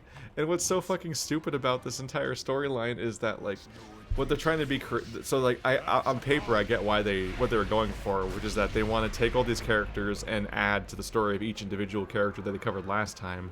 And they're doing that by adding like a next nuanced layer of like, oh yeah, well, what if you find out like she actually was like dating Zach, and they shared a nice summer together, and they did all these things, but then also he did this dick thing, and like all this like extra detail to the story. The problem I still is feel like there's none the of this is entire gonna get worse than the rape thing. yeah, that's that exactly. But also like the core problem here is like, one, there's no universe where it makes any sense for there to be like a secret second set of tapes in the first place. But it's also like, on a regular basis, because it wasn't planned out in advance, a lot of these things that are supposed to be developing the story and like adding in extra nuance and detail to what was established last season, a lot of it just contradicts it and like makes massive plot holes. And straight up, like, when people go back and watch the first season after the second one, they're like, wait a minute, second season doesn't make any sense. Half the stuff they said breaks the story and doesn't work and can't have happened. But that was their really desperate season. Oh, Hannah Baker, that's her name. Her name's Hannah. At this point, they're like, Hannah's moving on with her life. She's got a career to have, and she's sick of playing a weird ghost for multiple seasons of a suicide show that everyone probably gets mad at her for because it's the one that glorifies suicide. So the show then moves beyond Hannah, and this is where things get fucking confusing. Hannah stopped showing up on the show because she kept showing up as a ghost in the first 2 seasons. Wait, hold up a minute. Or She showed up as like a literal ghost, or like so, someone's figment of their imagination? not a literal ghost, yeah. But the first season it's like a bunch of flashbacks. The second season they're doing flashbacks again, but also Clay is losing grip with reality and starts seeing her in real life. Wow. But How like convenient. so he's like imagining her, and for a while there he keeps just seeing her like just staring at him and not responding to him, and doesn't know what to do about that. So like he's being like tormented by her, which really highlights the emotional abuse that she did in the first season. But Has that's he tried going to a therapist? like, I don't think the show's self-aware about this enough, but like it You know, really the does. thing that maybe It the really main does character act should have as done like. instead of killing herself. Yeah. Like, you have an option to push a good narrative, and you go with the, oh, this guy's crazy angle because he's seeing a dead girl. Yeah. Great. I don't think the show does it on purpose necessarily. It doesn't necessarily like think about it. But that's on purpose. Well, no, they don't no, think about it. I'm trying to say a thing, but you keep cutting me off. Oh, sorry. I'm saying like I don't think they necessarily intended it necessarily, but like they very much accidentally stumble into this storyline where like the fact that he's losing his mind at this point is just highlighting how abusive and garbage it was that he was on these tapes in the first place when he didn't do anything really to her. Like This is the guy who didn't do anything? Yes, because he's the protagonist of the whole show. He's the point of view character that's like the most protagonist of all of them. He's the third. He's the final tape guy. He's the guy from. Did you ever watch that show where they try to rob a blind man called Don't Breathe? No, but I've heard of it. Because he's the protagonist of that too. Like he's in a few different movies. That's a good movie, by the way. That's a fun one. Yeah, I heard about that being pretty good. But but like yeah, like he's like losing touch with reality and shutting down, all because he was on a tape that he shouldn't have been on the first place, basically. And it's like, this is like, she straight up is ruining his life. Like, what a piece of shit character. But yeah, it's like he's hallucinating her around and whatnot throughout season 2, and he definitely needs help for a variety of reasons. But in season 3, they drop Hannah completely because they can't do they can't do a third season of like tapes again or whatever. But the shows keep succeeding, so they have to figure out what to do and how to make the show keep going. And one thing that they did to raise the stakes again is that at the end of season 2 they had another character get raped and then try to do a school shooting, and it's like, wow, what a fucking what a very tone-sensitive show that handles these materials very carefully and isn't tone-deaf and insane at all. Could you imagine what a fucking show. The guy who fucking walks into the room is like, okay, hear me out. So people didn't like the suicide thing. Better idea. School shootings. People love school shootings. They do them like every fucking month. Let's do a story about those. People are like, yeah, that's good. They're Good just idea. Let's do a whole diving. season. On some level, it's like, I'm like, okay, the show is like, it's slightly neat that they tried to tackle like difficult issues, but they really should have tackled like one difficult issue and been really careful and research filled about that approach. Instead, they just dive into every difficult issue and like they just handle every single one of them. I was gonna say it's more like the show is incredible. Like it's the funniest. It's the funniest show about suicide and school shootings you'll ever see. Like it's fucked up. It sounds fucked up saying that, but like it's impossible not to find the show funny at some point. Like it's so self-serious and dives headfirst into every single offensive topic that you'd be worried about handling correctly, and just consistently handles all of them wrong. Like it's amazing. Like 21 Jump Street. It's like it ends up somehow being like worse than South Park at being South Park, like at being like just diving into all these things and not really being responsible about how you handle the messaging and everything, but like as a self-serious drama that thinks it's helping people and it's just not. So all throughout season 3, they're trying to cover up the school shooting because this one person this person bought up a bunch of rifles and whatnot, was about to shoot up a school. But it was like their friend that got raped, so they're trying to because at the end of the season that like Clay was able to talk him down and stop him from doing it, but there's like too much evidence that it almost happened, and so like they're like afraid that he's gonna get caught for it. But at the same time, they're also like chaperoning him everywhere. Like at all times, they're taking turns watching him. People are just with him at all times because they're afraid. They're still also kind of afraid that he might do something like that again. And it's like, wow, you guys really should be seeking professional help about this and not just like this again is being a weird student militia for watching this like potential murderer. It's a lot to take in. To a fucking therapist. Does this town not have a single fucking shrink? What in the fuck? He was literally raped and then was gonna commit murder. Maybe go to a fucking therapist. Like, what? How the fuck? The entire school has a lot to process, but it's also like I'm gonna be real with you. but it's So also- far, I'm kind it's of also thinking a the sh- school deserves it. Like, what the fuck? The school just continually abuses its students, refuses to give them any options for help, and then expects a good outcome in the end when they all fucking force their own opinions on a person who is clearly mentally unstable. Like, what the fuck? at some This is a point, well, like there's a thing where like the show itself like is handling the thing so poorly that like you can't view any of these characters as people it's hard to even think about the idea of like, oh man, how would you handle this if this was real life, and like what is there to be learned from this content? And it's more like Nothing.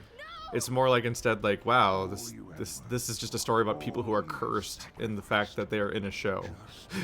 They're cursed by the fact that they are the protagonists of this show. So completely insane things are going to happen every 5 minutes, like attempted murder and so on, in a fucking high school because they're cursed on like by the fact that they're in like season 3 of a Netflix show that that's just running on the fumes of what was originally already a bad idea.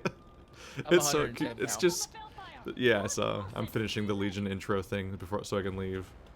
But you need to get to Orgrimmar anyway too. I must get closer. The Oh. Okay. because that's where you start the next expansion. Is you go to talk to Sylvanas. So I logged out right in front of that. I'm currently doing the giant lava pool fight, and that happens at the beginning of Legion, where you see the Alliance across the pond and whatnot. But so they need to come up with a new thing where they could interrogate characters one by one again and have character-centric episodes, but they couldn't do the 13 Reasons Why again. So this time what they do is that between seasons, Bryce Walker, the rapist, dies, and it's a murder mystery. The whole season's a murder mystery of who killed the rapist.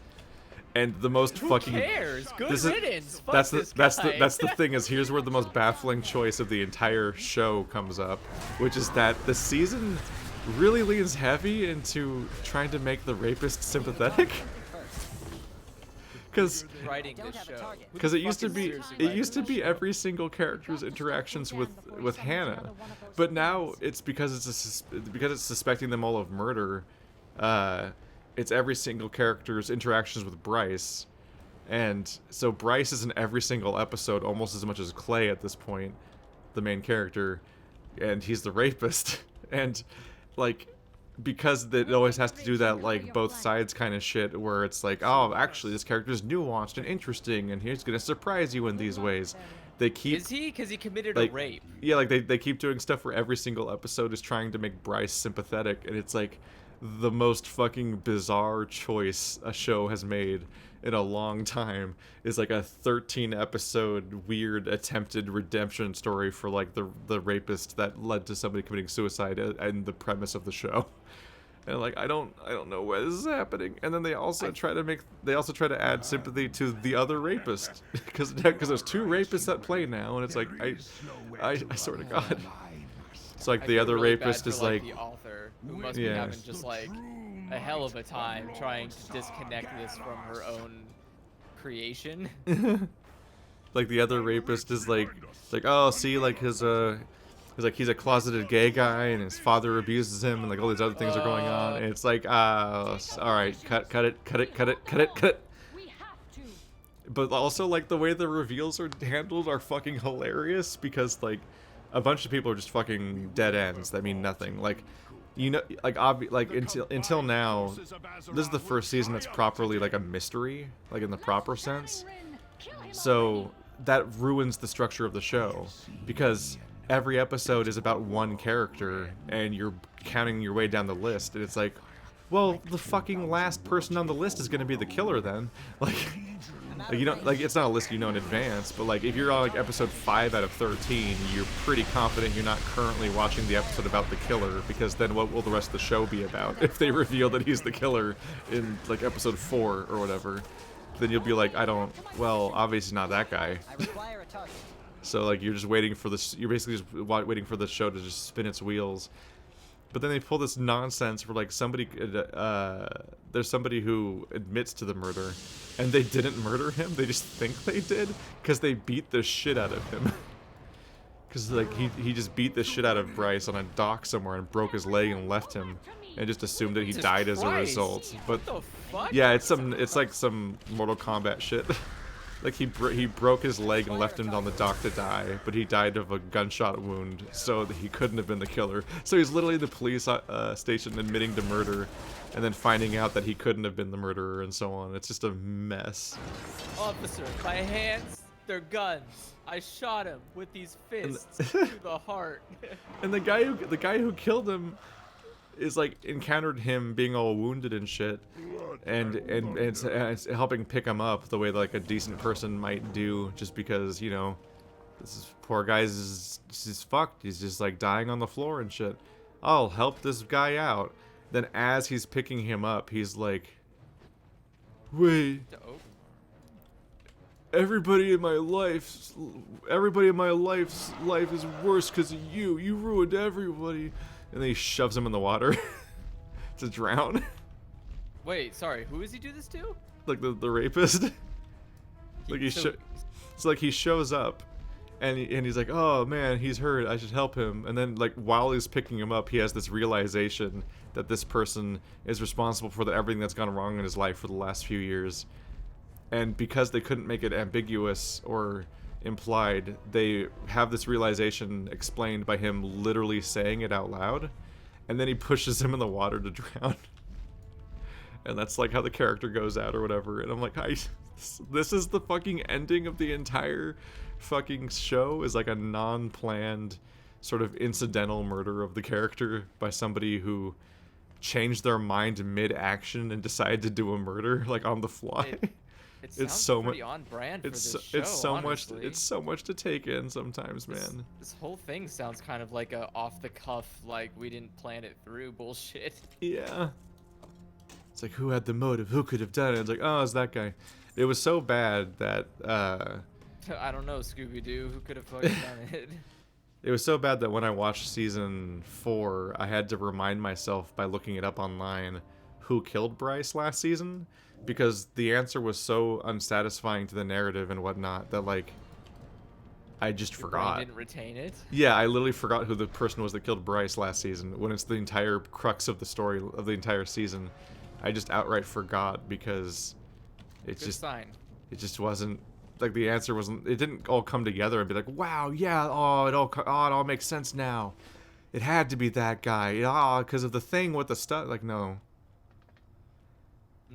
No, there's nothing. Where's the portal to Orgrimmar? If you're coming out of the Flight Master area, it's to your right. You kind of go like down some stairs into like this open clearing. You can also ask guards. I asked the guards and they didn't give me the option to ask where a portal was. Ask guards gooder. But if you just come right, like hang a right out of the flight path area, you should end up in the right place. Okay, so I took a right and go into the horde area? Yeah. Okay, I was just there. Where is it at? Oh, is this it behind this fucking waterfall? Hidden? Yeah, it's like kind of in a weird spot. God fucking damn it, wow. Just put your... Never mind. Come to me. Come to me. I'm here. Alright, where's the lady? Where we gotta go? Speak. Weirdly, season 4 is the best part of the show. Wait, what? Didn't you just... Isn't season 4 the murder mystery? No, it's season 3. Oh. Wait, what's season 4 about? Because what happens is the other rapist goes to jail at the end of season 3. And so they frame him for the murder of Bryce. And then it's like, aha, that all cleans itself up. And then the other rapist dies off camera in jail. Like, he dies off camera because like prisoners found out what he did and killed him, presumably, because there's that rumor that the people that do stuff with kids and whatnot like don't get treated well in prison. Wait, and, the guy that and basically everyone on everyone on the show is a kid because they're in high school. Then what? It's a lot to take in. Just gonna let that slide there. So the entirety of What the season 4, the entirety of season 4 is them trying to cover up the fact that they framed Bryce for that they framed the other guy for Bryce's murder, essentially, and like there's all these like leaks that it might come out and whatnot. But at that point, but most entertainingly, like that's the season that goes completely and utterly fucking off the rails and loses all sense altogether, and loses like the show just loses its. Season 3, I'm thinking it can only get up from here, right? The show just completely loses its mind. Are you ready to go to the Undercity? I am. Badoof. Let's get in there. You're cute for too many instances. What does that mean?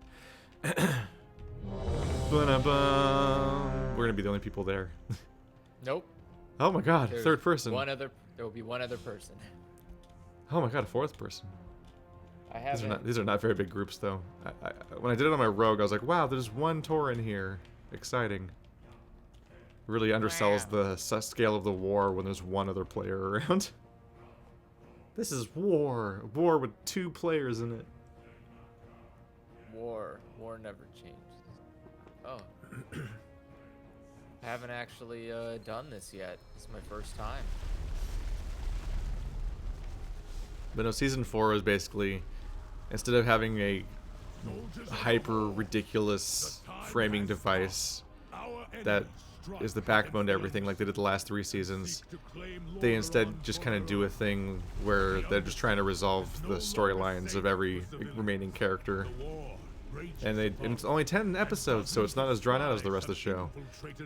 And it just kind of gets dumber and less dumb at the same time. They start doing like unreliable narrator shit where Clay is losing his mind and has a split personality and is like doing shit that he doesn't know that he's doing, and like fucking nonsense is happening. And it becomes like incredibly stupid like genre fiction thriller stuff basically for 10 episodes. They really just don't want any of these kids to go to a fucking doctor, do they? No, he does. He does get a therapist in season 4. What? Oh my god! It only took 2 murders and 2 rapes. Finally. That's a lot going on. I'm so proud of that city. They're going places. There's an episode where they fight ghosts. Oh, come the fuck on! What do you mean they fight ghosts? It's one of the only times they ever leave the school. Is that they all go to like a Nancy Drew shit is that? they all go to camp and they hear a story about like the haunting at the camp, and then stuff starts happening and they all start hiding away because something's fucking with them. I think by the end of the season it's revealed that like it was Clay's like fractured personality that he was like fucking with everybody while he was not conscious of it. It keeps coming back over and over again. Like I think there's a part where he throws a Molotov cocktail into a cop car. What? Okay, wait a second. How fucking deprived is this second personality? Like, yeah, and he like doesn't know he did it, so they show him like footage of him doing it. And he's like, oh god. Probably the only. I think one of the only things that they handle well about the entire show, actually, there's one message that they actually managed to do a good job at, and it was in season 4. Which is that they do a thing that is a real thing, that a real fucked up thing that happens in real life, which is they did a drill where they make it seem like it's a real shooting. Like, you know those live shooter drills that happen at schools more recently, and they're like they keep talking about how it's like traumatizing to the kids as if it's like a real shooting. What do you mean sorry? Run that by me one more time, but with less fucking atrocious things. What do you mean a live shooter exercise? So there's a thing in real schools right now where, because of the string of school shootings that were happening and are happening and are always happening and whatnot, they do like a drill where everyone's supposed to like get in their positions and whatnot that you would do if you were trying to escape from like a real shooting, like a real shooter was happening. Like you barricade the doors and you count all the kids and like you do all these steps, but like the process is provably like so traumatizing that kids are coming away from these drills feeling like they actually went through a real shooting, and like it can have like like a real toll on the people that it's happening to, because it's just too real and it's just too fucked up of a solution. And the fucking duck and cover system works for school shootings? Like, oh yeah, kids, just here's the alarm, get under the chairs. See, isn't it crazy? Like if More a or nuke less. went off, this is what would happen. Like it's more or less that kind of stuff, yeah. yeah, one of And those things is not going to happen. So they One of handled those that. things does They did that. happen. They did that in 13 Reasons Why. And like, of course, there is like a suspected school shooter, like character already. So you're already thinking it might be that guy and so on because of the past issue of like school shooting being in the show. Wait, sorry, are these literally like random? Like they don't tell people this is happening? No, because it's a drill. What the fuck? You And can't so just surprise people like that. Not about a It's exactly what they do. It's what's so fucked up about it. And like they're hearing gunshots.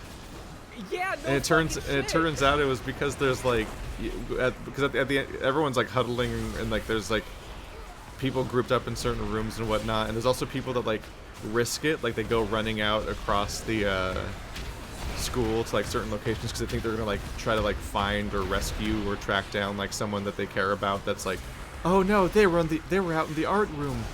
Like when the whole thing breaks down, like that kind of shit. Like there's like hero missions happening and all this nonsense.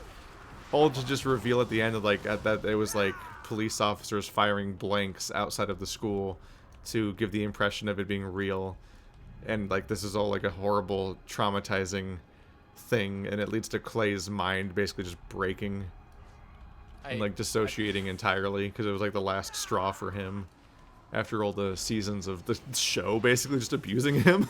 And it's like it's one of the only things that was potentially handled kind of well by the show is just like, yeah, this is a really fucked up process. I'm gonna be real with you. It's fucked up that this is a real thing that's happening in the United States as people do these live shooting drills at schools with kids. If I was going to commit a school shooting, I would bring a gun every day to school until that exercise happened. Because you would have nothing but chaos. People would have no idea that there's a real shooting going on. There would be a disconnection in communication. What a fucking dumb idea. What a terribly fucking dumb idea. Is there like a backup plan, like in the event that it traumatizes it? Like what if something does happen? How do they distinguish it from a real shooting? Do they have a plan for that? Like, are there? Man, what a fucking bad thought. one of the distressing things about the live shooter drills in general is that they're not really much of a solution. Well, no, because like at most you're just kind of trying to have a plan for hiding, and that's about it. And like there's not necessarily like evidence that it would even necessarily work. It's just kind of a plan. Well, you just gave And you away just- where you the just hope- hiding and you places just are hope the to prison- the kids who are going to shoot the other kids. So no, this is a terrible idea. You fucked it all up. Like what? The most of the time, the reason that school shootings don't succeed are because you end up reacting in a way that the shooter doesn't account for. Like that's how school shootings tend to succeed. It's not gonna work if the fucking shooter now knows exactly what you're going to do. That's like doing a fire drill, but you're doing a fire drill for an arsonist. So now the arsonist is like, ah yes, all the students are in the lawn. That's where I'll set the fire. It's like, what the fuck? The history of school shootings is this is a stupid sentence, but the history of school shootings is a real bummer. Because Yeah, I would imagine. there's like it usually there's is a whole lot of dead kids. well, I mean, like, there's a whole myth idea that like people need to like hunker down, and then like the cops show up and they catch the guy and whatnot. In fact, mass shootings are the reason why the SWAT team was invented, and I would it imagine, has yeah. continually failed to ever prevent one or stop one. What Well, what you're happens? not gonna stop a school like shooting because of unless you response. Get rid of the root. Well, what happens is because of response times and like how the police actually work and so on, pretty much every single time what actually happens is that whenever a mass shooting is happening, they just finish. Like they more or less do what they wanted to do, and then they usually kill themselves. And like the police basically never save anyone, and the SWAT teams have pretty much always failed to have any impact on this entire program. But it's been in a I'm not gonna go get myself. But what killed for happens some is that kids. what happens is that politically, these are used again and again and again as a fear-mongering tactic in order to bid for more and more militarization of the police, to get more and more creepy, weird, fascist tools to use against the people, which then are continually still not employed in a way that actually prevents these things from happening or stops them from continuing when they are happening. They continue and they continue and continue and continue to actually fail to stop these shootings, but they keep getting better and better equipment and getting more and more, turning more and more into these creepy fascist super cops that have all this military gear but none of the training to actually use it. And like, it's like, this is where we are now. That's why the police is who it is at this point, is because like it keeps getting those tools to solve these kinds of problems and then not actually solving these problems, which then leads to a feedback loop where they keep getting more tools to solve the problem that they're not solving. It's fucking insane. It's like that famous example of like the Parkland shooting where the cop he arrived on site and then just stayed outside and didn't do anything. But like that's most shootings. Is like they don't really do, like they mostly don't do anything, and then the shooter usually more or less resolves the situation by killing themselves or surrendering or something. And it's like, this is fucking dark shit. That seems efficient. You know, why lose some officers when you could just lose some kids? And you just have these endless myths of like, the only way to stop a good guy with a gun, bad guy with a gun is a good guy with a gun, and then like that just continually doesn't happen. Like it's a bizarre mythical concept that basically never applies. I don't know. I'm definitely not in the camp that like giving weapons to just anybody isn't a solution. It's just a cause for more problems. Like I don't know. I'm also it's not like the it's like we demographic wonder for why the guns. police are so abusive towards the American people all the time, and it's like, who else are they going to use these tools on? Because like whenever real crimes are happening, their response time is usually too late to actually stop the violence from happening. So they're at most like a cleanup crew at that point, where they come in and record what happened and try to get testimonies and shit like that. They almost never their stop. job. They basically can't stop violent crimes while they're happening because they're not already there. And so they basically just don't do that. But boy, are they more than happy to use all those tools you gave them to stop violent crimes, which don't work to stop violent crimes against like protesters and like just people existing. It's just it's a what mess. you fail to understand is those people are criminals. And then the police get to decide most of the time who criminals are. Exactly, because the police are the law. They decide who is guilty and who is innocent. Judges are merely a platitude. They exist because some old stuffy guy in the 1800s said they had to. But police, they're the real judge, jury, and executioner.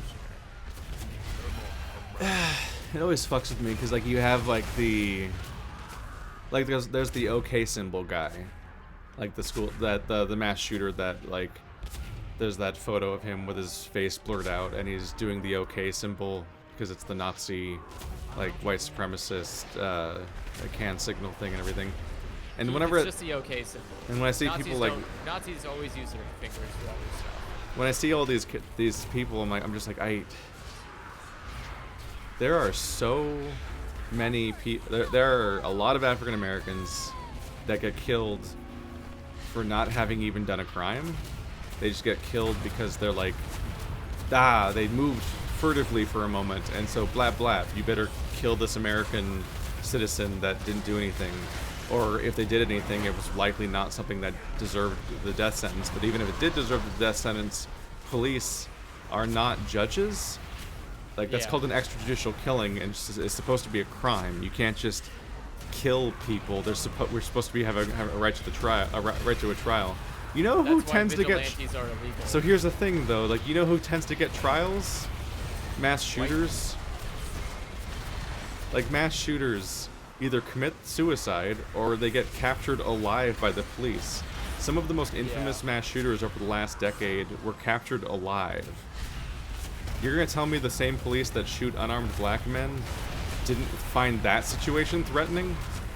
The guy that No, just because killed he a dozen brought himself people? in. Like, it's incredibly hard to process that gap of logic where so many mass shooters get taken alive and get a trial and everything, and we all get to like dance on their graves and shit and feel good that we got the guy and all that because yeah, fuck that guy. But the same police force can't avoid just executing unarmed people in the streets all the time because they're threatened, but they can somehow take in mass shooters alive. Like, I don't, how is that the same world? How does that even happen? It's insane. Racism? Yeah. I mean, it's I mean, not, yes. it's not a difficult concept. It's not a just mystery. concept It's not a nobody mystery. likes. It's just a really, it's just a brutal thing to think about and reconcile. Yeah. But no, it's not. It's not a mystery. I don't see. I don't know. My thing is I'm confused. I'm so disconnected from. How do I explain this in a way that's not crazy sounding? I'm so disconnected from the way that normal people process problems in their life that I don't really understand the solution police are taking because it seems almost counterintuitive.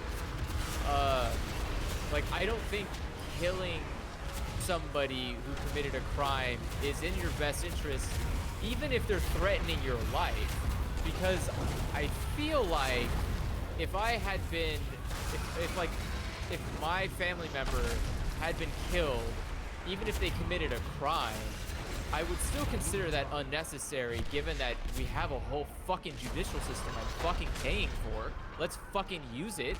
Secondly, like, that just shows me you couldn't do your job right, and you failed to do your job, which resulted in the death of somebody unnecessarily. So, like, you have to be punished for that. And the punishment has to be at least adequate. Like, suspension isn't punishment. Suspension is like... Paid leave is it's not like, punishment. It's a vacation. Yeah, it's a vacation. I get fucking suspended every fucking 2 weeks when I ask for time off. Like, you know? And like, I'm not saying eye for an eye, but like, maybe, you know, maybe you lose your job, or maybe you get like a demerit, like you have to pay back. Like, literally, that person has to pay for the crime they committed in jail by serving time. You know, like, there's, I don't know, but like, but people just don't care. They go like, yeah, but they were, you know, they were bad guys, they deserved it, and it's like, what? It's How do brutal you just- seeing like did you see the article about the cop that shot another cop during a sting? Mm-hmm. They were doing this big I sting tweeted for that. what was I the whole retweeted that video where the guy yeah. showed up and like, He's like, shot oh, his fucking he's like, partner. oh God, that's Frank. Shit, Frank's been shot. And like immediate, like Frank's whatever been the shot. fuck No his one- name was. He didn't say I shot Frank. Yeah, Immediately, exactly. The blame is gone. He Someone shot he Frank. instantly pivots to the language that acts like police violence is like a bizarre force of nature that no one can stop, even when he did it. Like, he shot someone and he's immediately adopting the language that's just like, oh my God, someone's been shot. Not like I did it or anything like that, but like, oh man, someone was magically shot by the gun god that just shoots people sometimes. It's crazy. Dude, it's a serious problem. Please But take like, it seriously. you look That into the God is an you look into the unforgiving background of that case, and boy, that one incident was enough for them to instantly propose a ton of reforms and inquiries and figure out exactly how to fix that so it never happens again. It's like, one. Heck, Blue Lives Matter. yeah, and it's like wow, not it was like somehow valid. Like, he had a history of drug use, or he moved weird and didn't comply correctly, or it's so fucking cool that werewolves just don't need mounts in this game. I love that. That is really fucking cool. He just fucking sprints around on full 4. The It's a great visual too. yeah, Greymane's a fucking cool design. Look at that fucking coat. Look at this cool ass character. That code is killing me. This character's so fucking cool, and he has a flying fucking pirate ship most of the time. So he's just over the fucking top. Hey Elsa. It's a raid boss preview. Remember when she had like long sheets of blonde hair? that were split Yeah, down the well, middle. But then they were know, like, Disney- Frozen's popular, so let's make Frozen. And so they made Okay, Frozen. How the fuck are you not winning this war? That ability is amazing. You can literally just wipe an entire battlefield with ice? Come on. No, she's hilariously overpowered. It's confusing. What? I can't hear you. I'm like hundreds of feet up.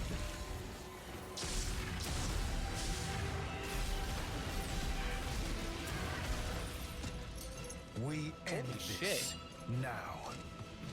I hope so. Jesus, that's a lot of fucking power. She's shooting us with her, like, flying magic pirate ship. Right? Everyone, move!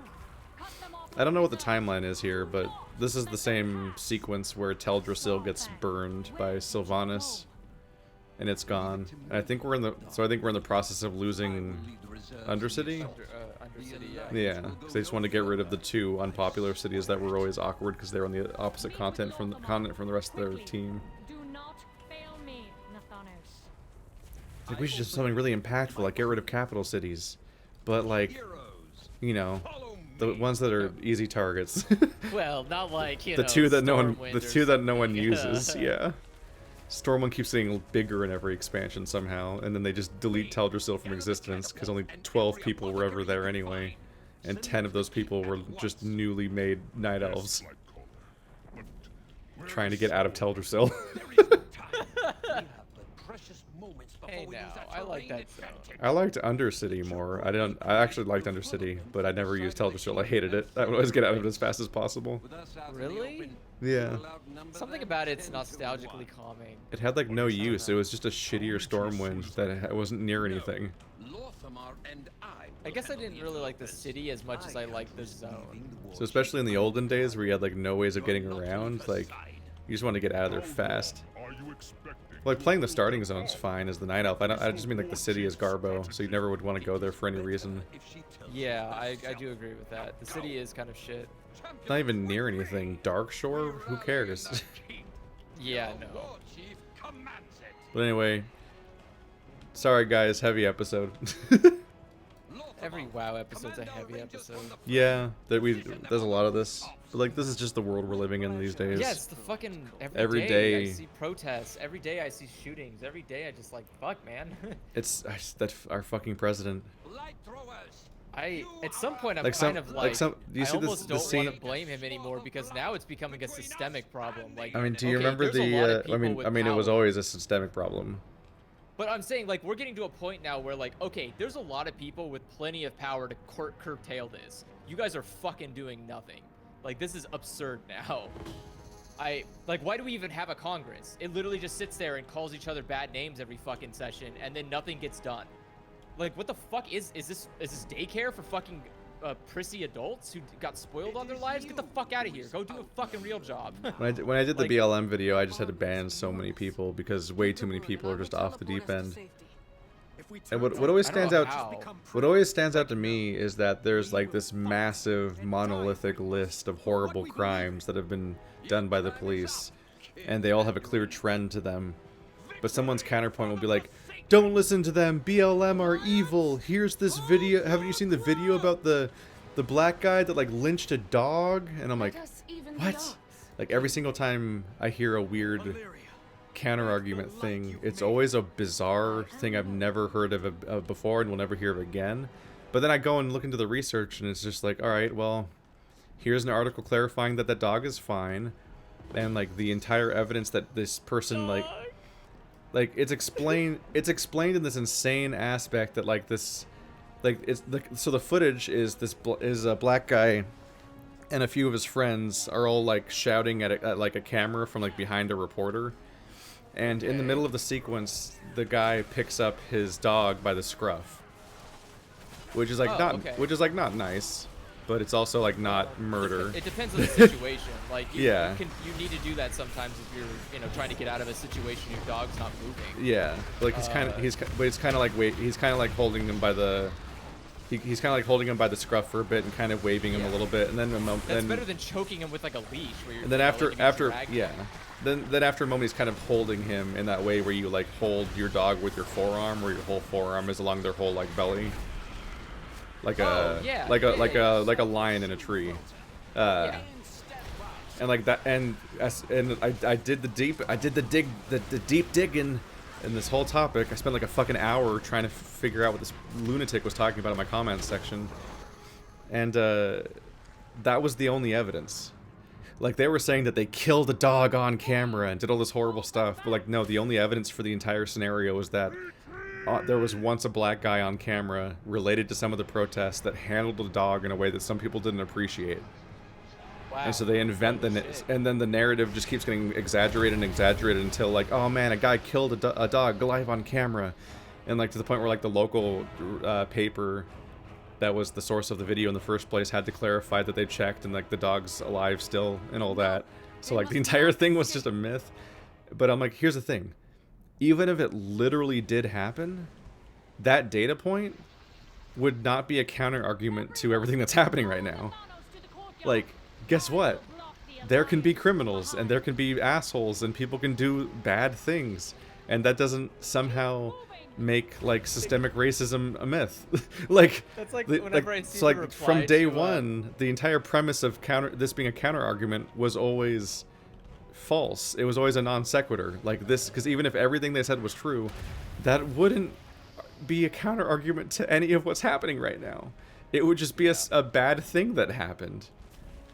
Because unless that person's so racist that they're literally implying, see, this is what black people are capable of, and it's supposed to be like a symbol of all black people or something, which is some like that's the only interpretation you can have. Let me tell you about white people then, because There's only we've done a few genocides here and there. Like, that's the thing, is that there's only two interpretations of that article being posted by that person. One is that it's meant to be a distraction, essentially, as a cheap counter argument that they either haven't thought out that well, or they're intentionally being disruptive with, or they're so racist that one black guy doing something bad was itself evidence that all of them need systemic racism to happen, basically. Like, it's good actually. Like that's the more distressing interpretation, is that like actually racism is good because look how bad black people are. Like that's the other interpretation of them posting that. Anyway, I banned them immediately, obviously. it's I spent like a minute looking into this and I was like, wow, this entire story is fake. Anyway, bye. I'm not responding to you. Goodbye. I don't want you here. It's like the thing. I love. And I just did that multiple times a day for a week after I made that video. It was just torrents of people like that. Lets that exist. It's just floods of horrible people just coming into the comments all the time. It says to follow Sylvanas. Is it broken? Yeah, there's a cutscene playing right now. Oh, it forgot. Well. Nope, there it goes. Now she's walking. It forgot to cutscene me. Well, then I will skip my cutscene. Oh, you're also not here. I'm traveling now. My favorite is when the really, really confusingly false narrative of like more white people die from cops. Well, that's the thing I was gonna point out earlier. Like I was asking if you saw the Trump interview where someone was like, asking about the murders, and he's like, what? White people also get killed by police. In fact, more white people. What a horrible question. Like trying to have this like outrage response, as if like the last. Was like, okay, but you're not upset that more white people are dying by police then? Why the fuck aren't you upset that people are dying by police in mass numbers from, like, what the fuck? He's like, but also like, the way that he's acting like he's like surprised by the question this many months into the crisis is like next level. Like, how are you gonna get indignant about like the most obvious possible question being posed about the current situation? Like, it shocked you. Did you see that Fox interview with him where he like literally like he had a person standing there who was like no, or like they did the interview about, hey, do you know that we have like the worst, like we're basically up on the top charts for worst for coronavirus in terms of deaths, and he's like, no, we're not.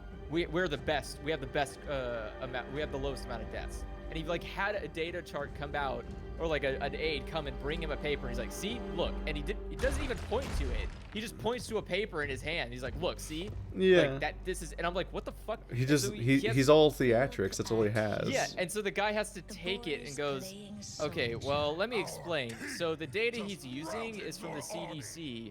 Why is he so cool? God damn it. Sorry, Greymane. Oh, Greymane. Yeah. Greymane's here. Sylvanas Windrunner. Just make him the It's main just- character. Fuck all these other people. I don't care about white guy. It's so. I remember it's when so he was baffling. I remember when he was a fucking 8-year-old. It's over. You know, he's not gonna impress me. Your father would Idiot be blonde so child. Proud. But no, Wait. no, it's like that time that like an interview was going poorly for him in the Oval Office. So he just he just pretended. He's like I'm done with this, and he just pretended to work. Like he just like pretended to read a bunch of blank paper that was on his desk to act like he was like working, like he's too busy and they all have to leave now. Because it's up there with like when Boris Johnson escaped an interview by just walking into a freezer. I swear to God, it baffles me. Literally, like I look at old-timey stuff, like back in Kings and Queens era, and they're like, yeah, the king decreed that everyone had to do something stupid. I'm like, why the fuck did it? What? People just agreed to that? Like they didn't just wait till he was sleeping and just slit his fucking throat. And then you look now, it's like, oh, I get it. Apathy is a fucking disease. Like people just won't do anything that it takes to get rid of a bad person. Like you could just, I don't know, impeach him. But instead, we just let people clearly ignore an impeachment. Like they just go, no, I don't see a crime. And it's like, You've won. well, we have this book. It's called a law book. It has a list of crimes. This is the one crime. See the thing that's right here? That's a crime. That's the one he admit to doing publicly on television. Could we it's like, no, that's fine. It's like, oh, okay. Well, so we can just not do that, I guess. Interesting. It's the same with like some more news where you're like, this is happening, and people just don't do anything about it. Like people's jobs is every day to go to work and write laws, and they don't. Like I just watch. I watch. So It is many pretty of the impressive fucking- how Congress just doesn't exist most of the time. Like their one job is to legislate, and they kind of just sit there and like filibuster each other into oblivion and just kind of collect their paychecks. Like they just kind of hang out and do nothing forever. I feel like It's bizarre. I do not have the patience. I would never have the patience for that job. The moment that one fucking asshole Like they're so walked out with a dysfunctional they giant- can't even pass like- their own budget. Like the one guy who walked out with like a, they have like those stupid, they have these fucking giant memes behind them when they're sitting there and talking on a mic. So like they have, they print out this stupid fucking giant tweet and put it on the back of, on this, piece of this like fold up stand. And it sits behind them nice and elegantly, so when the camera's on them when they're talking, everyone in America can see this dumb fucking tweet that they printed out. Yeah. I would fucking beat somebody with that. Well, like there's If they came to my it's like the fucking job congressman with a that tweet, like- disproved global warming by walking into walking into Congress with the fucking like a snowball. That was his offer. Like he came into the Congress building with a snowball, and it's like, see, global warming is a hoax. That's all it takes. And it's like that's the level we're dealing with these people. Like literally could not fathom being at like literally the head of the I could not imagine being at the center of all this, the one that has to mediate, and being like, sir, you're literally a fucking moron. Please take yourself. Go somewhere else, get your shit to fucking together, and come back to work when you're ready. Because holy fuck, what the fuck did you just do here, publicly? Oh, in a fuck. Fucking. Where do we go? By the way, which portal? I just got fucking murdered. Is the desert The one portal? to Uldum, it says on your map. Ooh, Uldum. The objective says Uldum. So I went over to get the fucking the local flight path because it's over there. If you do that, be very careful. All the enemies here are skulls. So don't aggro the guys when you're getting the exclamation point over there, because they'll one-shot you. Because we're supposed to fly to Silithus from Uldum. Ah. Because Silithus is where the Heart of Azeroth is, and Uldum is one of the...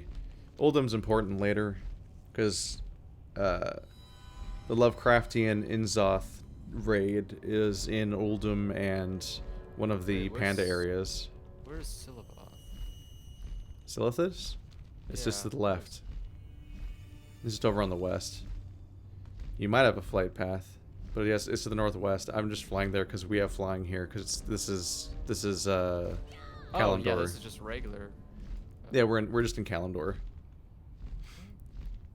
Because they put the Lovecraft stuff on Uldum and one of the panda areas to sort of repurpose old zones for for the sake of some of the stuff, and they just fucking blew up Silithus. Oh. There's a giant sword stabbed into Silithus that's threatening the heart of Azeroth. Oh.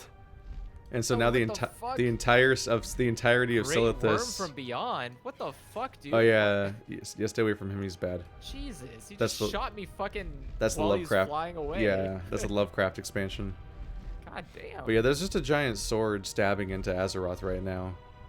Oh, I see that. And it's like draining its essence. All of Silithus is now just a crater. Once you activate this expansion, it becomes a crater. Where it used to be a zone. Because isn't AQ? Oh. Yeah, AQ is here. That raid from Vanilla WoW. The raid that's an entire fucking zone of its own down there. That's unfortunate. But yeah, this is what Silithus is now. It's just a giant sword stabbed into the ground. And we gotta help the dwarf that looks like he's made of rock. Try to save the world.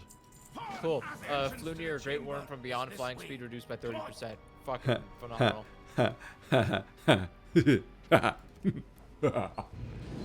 Enjoy. Holy shit, that's a huge ass sword. Yes. Chamber is in ruins. It's a Where the problem. fuck this thing come Won't from? hold together for long. That would require a little more paying attention than I have. Is Oh this, wait, never mind. This cutscene is me viewing the events that led to the Fucking Wounded Gul'dan Azeroth. I think it's the various giants. I don't think Gul'dan's in this one. Oh my god. I see a giant Norse dude. I see a guy that's all blue, and there's a lady. Now there's a Draenei. Illidan's here. The gang's all here. The gang's all here. God, that fucking tweet where Trump's like, they say that wearing a mask during pandemic's actually patriotic, and I'm the most patriotic person in the entire country. That's me, your favorite president. Like that tweet. I'm like, I'm gonna melt. I'm gonna melt. I can't. There's like a level now where I'm actually just impressed people. Not even just how fucking childish. Like, I don't think even Bush was less of a fucking moron than this. And that's impressive. Can you imagine, like, the people that have to write the history books for this era? Oh, it's gonna be a fucking hilarious amount of like history glossing. Like, they're just gonna shave over this so fast. Like, I imagine grabbing by the pussy doesn't make it into your high school textbook. I mean, it might. It depends.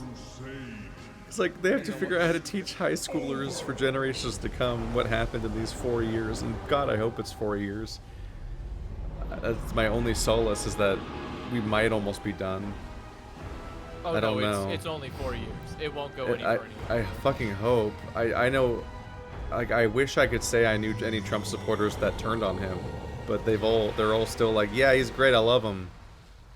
I like I like that he's shaking things up, and it's like, he's it doesn't what? matter, because if he stays in office, America falls.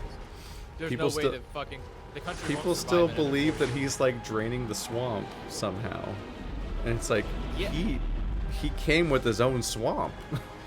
He had his swamp in his trailer, and he dumped it all out. Like, Right? The motherfucker is bathing in a swamp. He literally has been bathing in swamp water for his entire fucking life, dude. Like, what swamp? He literally took the swamp and put it into his hot tub and said, pretty good swamp. I'll bathe in this now. like these people are so sheltered that, like, when you cite things like how there's like an astronomical rate at which everyone in his entire cabinet and in his presidency just resigns on a scale that's incomprehensible. Like, everyone's just it's just his organization and his presidency just sheds people daily, forever. Every single position gets replaced. Like every few months, it feels like it's like It's he a just favoritism burns thing, through and- people. Well, it's because like people constantly resign because they can't take any more of what he's doing, even though they're his people, or he turns on them over and over again, and like they don't do exactly what he wants or whatever, and he just decides they're a traitor now and they're the enemy. When 1 month ago he was praising them, and like that cycle happens at such a rate that like it's unprecedented. But if you bring this kind of narrative up to certain people, like they literally have never been exposed to this idea because they literally watch media that presents a different reality to them, where he's like great and all the things he says are just unironically true, and like all the tweets he makes are they just remain unquestioned, and like he just keeps saying, yeah, we're the best country and we're handling the virus better than anyone, and I'm the most loved president. Like I have an incredible approval rating, and I'm the best president that's ever happened, and I'm so patriotic, and blah blah blah blah blah, and like all this like fucking pat on the back that he gives himself constantly. Like there's a whole universe that just sees that, but it's like that meme, like that, but unironically, like that's the reality they see all the time, and it's never cracked, it's never shaken. There's never any truth leaking through. It's just like this bubble where he's just perfect. Like I've heard people unironically say, like, people say he's racist, but like if you look at what he's done for African Americans and so on, and I'm like, what?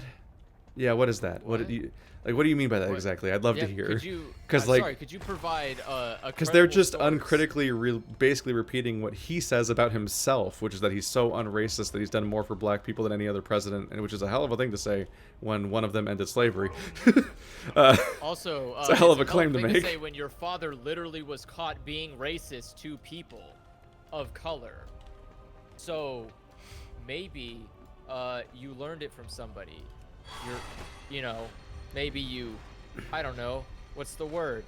You fucking inherited the racism. Your family seems to fucking ooze from its veins. It's a lot to take in. It is certainly impressive. Like I had that with on It's Twitter. like the Supreme Court had to like multiple times recently save like LGBT people and so on from like the type of shit that he was up to, where he's trying to strip protections for LGBT people away and so on, and like multiple things just got swatted down. It was I think it was in the same week when like the idea of excluding LGBT people from discrimination. Yeah, in the military. Or just in general. Just in general, is just the idea that LGBT people are interpreted as being protected by the same anti-discrimination laws that exist for everyone else, and they were trying to strip that away, and the Supreme Court had to strike that down. And in the same week, it was that the Dreamers, which are a very popular group, like this, it's not like people don't generally think that the Dreamers should be kicked out of the country, especially since a lot of them are like older and have careers now and so on. Like they're functionally just are American citizens. Just get over it at this point. They were still trying to get rid of them to this day, and the Supreme Court had to stomp down on that too in like the same week. And it's just like oh boy, I'm happy there's some checks and balances, I guess, but like the fact that he'll unironically claim to be in favor of these groups while actively trying to tear them down is just like next level worrying shit. And the fact that people will just like let him do this shit while just just accepting what he says. Well, they're like not being affected. They're never in the. They're never going to be the ones on the chopping block. He just keeps saying like, actually, I'm great, and I'm being great to everyone, and people will just uncritically repeat that idea when it's clearly wrong. It's clearly doing horrible things to people. It really confuses me when I see people of like color or LGBT people supporting him, where I'm like, what is this? Is this masochism? Like, what is happening? Are you like trying to self-defeat yourself? I don't get it. What is the benefit you have by supporting someone who wants you literally fucking dead? Like, I don't like I'm trying to think like. I assume there had to have been, there always has to be like some people who just are in disbelief of the reality to a point where they literally are putting themselves in danger. But I don't know. You That's are to crazy to me. Like, I infiltrate can't even imagine Stormwind like and a, liberate a political prisoner. could you One who imagine like could a, change the I mean, when you have a Romani coalition for our Hitler, favor. where it's like, what? Are you Well, it's like when you have people like Candace Owens, they're people who they're like that's a symptom of capitalism. Or like those are grifters. Oh, No, I not know. the Like that, grifters. I because mean, like that's the kind of person that actual- just like self defeats and betrays their own group in order to just profit off of being the person that will say that stuff. Because there is no, I definitely a don't mean- market for being the person that will tell Republicans what they want to hear about black people as a black person. Like if you That's- fill that niche, you can become a millionaire. That's if you do it literally called right. just being an African It's American. If really you say anything so positive about a gross. Republican, they love you for it because no one else does since Lincoln. Then you get to be Greetings. one of the good ones. Ugh, Yeah. Right. Good. We're all here. One of distressing. us. One of us. Make it quick. I'll I have a take that potion and that, please. for each of you. Thank you very much. Don't drink it just yet. Get moving. What Gotta take a dark times. potion. How do I take the potion? Where's the potion? Oh, pick it up. Okay. I've been My given a queen has necklace. seen to Pretty. everything. Oh, this will kill Our you. This is transport murder awaits us on the potion. Whoops. ramparts. I need to get to. Let's move out. I need to get. Alright, let's see. Are you around here? What have you done? Yeah, I've been to Orgrimmar. Well, yeah, you have to go get the potion. We're gonna go to Stormwind next. We're gonna get to see the ridiculous sequences of all them being all of them being superheroes, where they're just like unstoppable Terminators that we have to flee from. Oh, good. This is a pretty ridiculous segment. I love it. Farewell. We gotta go around and talk to some dudes and stuff. That's way better. Here, I'll try to wait at the teleporter person or whatever, because I gotta use the restroom again. Oh yeah, it's these eagles. Yeah, I'm just doing some. I need to refill stats. my water. Shit. I'm out.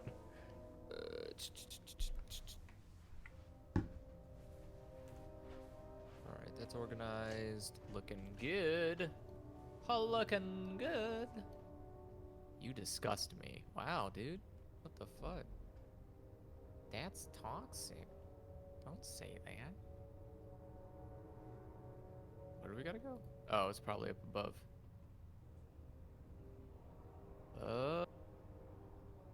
Up and away. Oh, you know what I'm gonna do while we wait? I think I have one more speed upgrade. Yeah, I'm only at 110. I think there's one more speed upgrade I can get for my flying. Which I need to get so I can stop being slow. Oh no, I thought there was another one.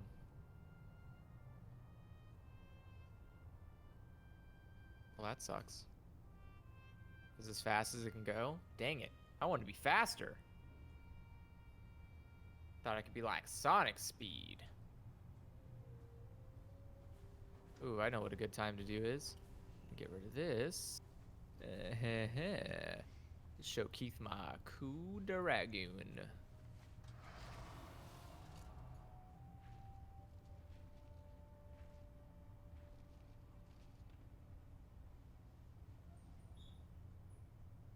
Nailed it.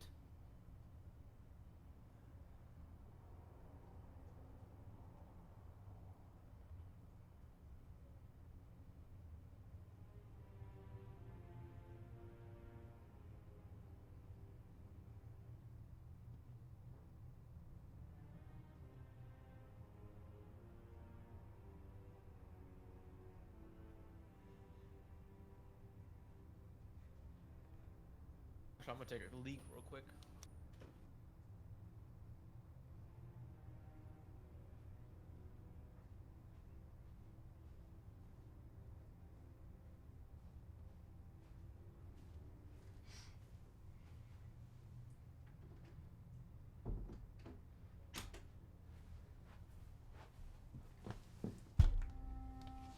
Oop, fuck.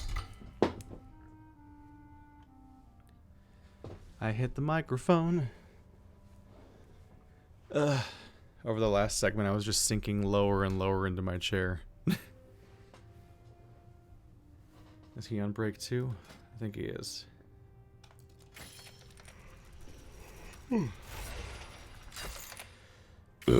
So comes our weird, wacky weapons. Gotta go to the bathroom real quick. All right. Like my dragon. Are you dragon? Sorry, I'm looking at the thing. We got our. It's time for our wacky equipment that you like get weird upgrade trees for. Oh, I already did that. Yeah, my fancy chest piece. It's fancy. Yeah, I think I got shoulders or something. You got a dragon? Yeah. Where are you? Dragon. Oh, you're in front of me. There you are. That is a robo dragon. Where did he come from? Every time I do the 3-month subscription renewal, it gives me a new mount. Oh, so like that was the same as like last time you got a Mouse. a mouse. Yeah. Well, that was a Yeah. while ago now, wasn't it? I got this guy. It was 3 months ago. Oh, a bear. Armored burr.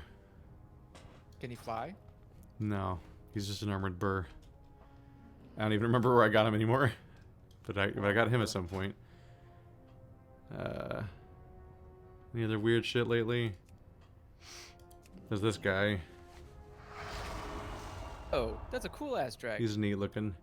I think he just looks like one of the bosses of the current raid. That's even better. She's one of the cool ones. Then the mecha that's bird. a pretty cool bird. Love the mecha bird. I've already shown you the racial mounts. Yeah. And then of course this is always the one that Nick gave me, which fits well with my goblin being my main. That's pretty good. I like that. He's fucking nuts because he when you're flying he cruises back and forth like Iron Man across your screen, so you actually kind of can't tell what his hitbox is, and you'll crash into stuff sometimes. You just have to remember that he's in like the middle of your screen is your hitbox, because him flying around doesn't change your hitbox. He still flies like every other mount, but he'll like animate too much. He also is annoying. Yeah, he's got like... Oh god. So he can be very annoying. Ready to go? I love it. Then climb aboard. He's ridiculous the way he turns and shit in place. He's a ridiculous mount, and his trick is that he can gather herbs without you getting out of the mount.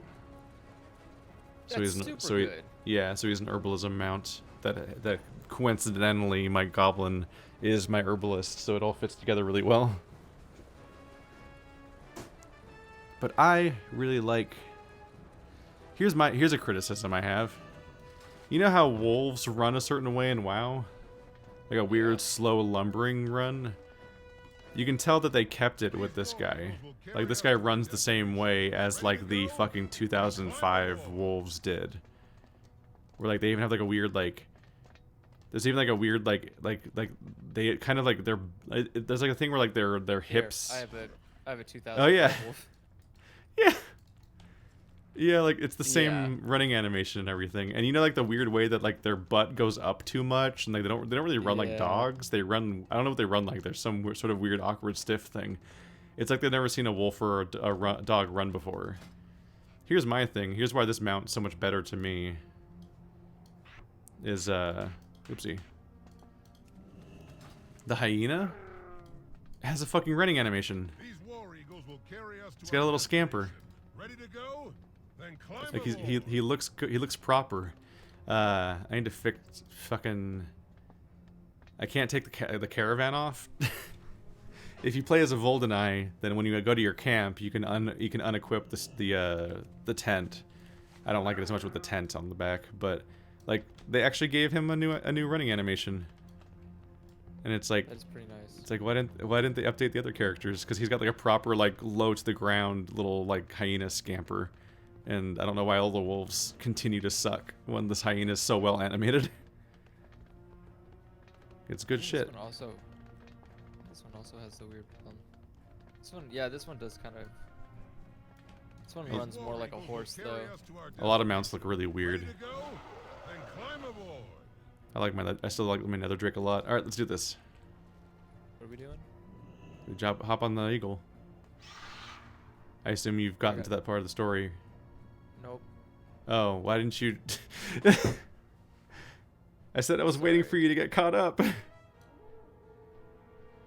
I thought that talking to the guy in front of us would like automatically send us to the thing. Sorry, my bad. I was there because that's where the quest said to go.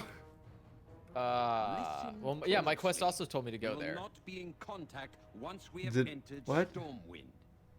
You, Shit. Lysra, and You're so far Rohan behind. will infiltrate the stockades and extract the prisoners. I wanted to play with you. Our scouts have located a hidden entrance. The I Tauren trusted and I you. will cover your escape. I have supplied each of you with an easy death. Apparently, Find people like the yourself political on talk because no one's complaining, use it. and some people say it's refreshing.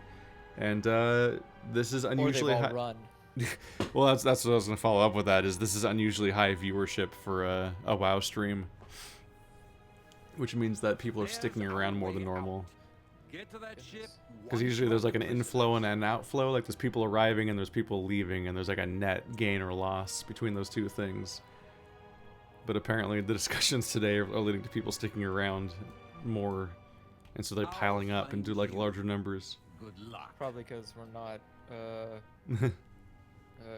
lunatics, I guess. I don't know. All right, now I can Or- hop on an eagle. Let's go. Or it was just my fucking stellar retelling of 13 Reasons Why. I haven't. I'm trying to think. Is there any other? It's not even. There's like What? no other. Oh, I've been rewatching. What's it called? The symbiotic robot Are you or trying Titan or to whatever. draw attention to There you us? are. Symbiotic Titan. How'd you get here so fast? Took the eagle. What? Took the eagle. What? Don't worry about it. Why did your eagle get here so much faster? Don't worry about it. Wait, didn't you have to go do stuff and then you were behind me? Yeah, it's fine. What the fuck? Have Have you done Video this games before? like No. Have you? So you've never played this expansion at all? Nope. Ooh. We will draw All their new. attention. I like how we're already in the underbelly of Stormwind. Yeah, we went like through like the sewer or whatever, and now we're in the stockades. So we're playing through that instance for the moment. It's a I like fun these. twist. I like these details. It's because we're doing it. We're staging a breakout. We're here to break somebody out of Stormwind. Oh my god. Yep. There's some interesting stuff at the beginning of this expansion. Make it sound like they don't follow through. Well, there's some entertaining stuff that happens throughout too. Like there's an ongoing storyline about how like Sylvanas might be someone who's going too far, and they're corrupting the Horde and so on. And like Yes. Was that not apparent by like every action she's ever taken? yeah. And like Thrall gets another costume change again. And they keep setting Bane Bloodhoof up as being pretty sympathetic. I keep thinking he's gonna. I keep feeling like Bane's gonna be the next He gonna war run the chieftain. Horde. Yeah. And he takes to home the gold trophy for Horde character designs. It's all about Bane and Greymane. All those cutscenes we keep watching. Because Bane looks fucking cool. track of the time I have sat in this cell. Designated only Tauren character in the pre-animated cutscenes. All she has done, I will never return to her. But yeah, I think Sourfang's rebelling already. Know the difference between loyalty and honor. Because when you play the Alliance storyline, Pray that you you see Tyrande and Malfurion capture him after the burning of Teldrassil. know you are not here Because I've played that too. those you seek are down the And so now we're trying to break him out. But he's like, I fuck see. this shit, fuck the Horde, I You are hate it. certain, High Overlord. I am Loktar. Y'all are letting Satan run this place. I'm out. This way. So there's like a rebellion group of people that are still like kind of loyal to like the idea, at least the idea of Thrall, because Thrall refuses to become war chief again. I don't know why. Yeah, I don't know why either. But that's just because I haven't paid enough attention for the last 15 years to know every single detail. Something, for the Horde, something. Like, Yeah, I don't know what happened to Thrall in the first place. Like, I don't know when he stopped being War Chief. Because the when I keep replaying the game as various characters, the story doesn't get that noticeable until basically Legion. Because you're just blitzing through each expansion, and you don't really get to absorb any information. But there's a bunch of cutscenes in Draenor and Legion, so you start kind of picking up on stuff. But it's specifically Battle for Azeroth. A bunch of storylines have pre-animated cutscenes that are like, huh, I kind of almost care what's happening right now. If only I wasn't totally behind on the context. Thank you. My prophet tells me you are allies. Well, these characters are important. I be knowing you. You be that snake that. We have come on behalf of the Horde. I am Thalissa, and this This is fucking chair. Greetings will have to wait. Lock it down. Oh man, Mage Commander Lyra, what a memorable character. It is a nullification field. I cannot cast. Oh right. I'm a hunter. This is probably a dumb idea. I'll just shoot you. Yeah. I just remembered Thalissa, she's the leader of the Nightborn. I'm trying to grind her rep right now on my rogue in the previous expansion to unlock the Nightborn as a playable race. Would be a mistake. It is the other Because way. both factions have 2 races from the previous expansion that you can unlock and 3 from the new one. That's the High How Totem. did she And just cast? she's trying. Everyone's trying their best, Andrew. It's scary. Everyone's having a scary day. I mean, I can just shoot them. I don't understand. I think the idea is that they're doing that shit where it's like the trash compactor from Star Wars, where there's a bunch of walls coming in at us, and so we need to be able to escape. I get that it's cinematic. I just mean that, like, Yeah. it's a weird immersion breaking where it's like half the classes don't use magic anyways. Yeah. But I think the idea is that we can't penetrate those fields even without magic. Yeah, that's what I saw. I tried running through it and it was like, no. You didn't say the magic word. Yeah, this is all cinematic, semi-interactive stuff. That leads to some pretty funny, overly hyped moments, like Greymane being the Terminator and what's her name being Jaina Proudmoore just straight up being Elsa and doing macro scale ridiculous magic, and it's like, what the fuck, man? Why is anyone allowed to be this powerful in this universe? Horde filled. That's some rude shit. I'm somehow the main character in a universe where like a 5 billion feet tall titan just stabbed the earth and is killing it. When I see those rosters of characters, I'm like, I don't actually know who any of these people are. Like in that entire cutscene, the only character I recognized was Illidan. I'm like, I've lost the thread. It feels like it's time for the big cinematic crossover. But the only movie I've watched is Endgame and no other Marvel movies. Like, I'm like, oh yeah, it's that guy. I'm gonna nod like I understand who that is. The city is stirring. That's what We Stephanie cannot be did. here for long. What? She only watched Endgame. Stay close. It's an incredible How- choice. Got a death wish. Just give the word, man. Oh shit, you gotta get in here. You got a death wish. Get back here, man. Yeah, she got invited by her friends to go watch. Citizens of Stormwind, Did you Okay, fuck up? this is- Horde infiltrators have breached the Were you not stockades. staying in our circle? I was in the circle, but every time I would be following, it's like, no, get back in. I'm like, what? I be listening. Alright, stay close. We all friends, no? Don't be getting us caught. Stay in there or we're all gonna die. But yeah, Stephanie got invited to watch Endgame, so she went with her friends. Just to be with them, basically. But she hadn't watched any of the MCU, including she also had not watched Infinity War. By order of the king. That's so supportive. So on top of being like the final entry in a giant series, it was also the second half of a movie essentially that she hadn't seen. It's a hell of a choice. She fell asleep. Continue. I'm not Unsurprisingly. surprised, but that is funny to hear. Yeah, what I say about doing something? Move quick. Whoop. Off the path. He keeps yelling at you. I'm not out. I've been standing literally on his butt the whole time. Yeah, I wonder if... Did you talk to him, or did he just start walking? He just started walking. Yeah, because I talked to him. I was worried that maybe you talked to him too, but then it was showing your version, but judging you based on my version or something. It still might be doing something like that. Do not trying to worry. get us killed. We will know He's if trying to his get us life is killed. in I'm danger. literally here with you, bro. Fuck. Jump off the bridge. Oh no, it's Rin. Now. Hup. You got a death wish. You got the death You just said, you said now. Yeah. You jumped too much. How dare you? I'm surprised I didn't hear our splashes. Yeah, they were stealthy splashes. Stealthy splashes. I love that. We can't get caught by Rin, or we'll be. Just Or he'll get us with his paladin magic Is not with you, my friend. and his A little more blonde honor hair. would have been nice. Clearly, you did not need it.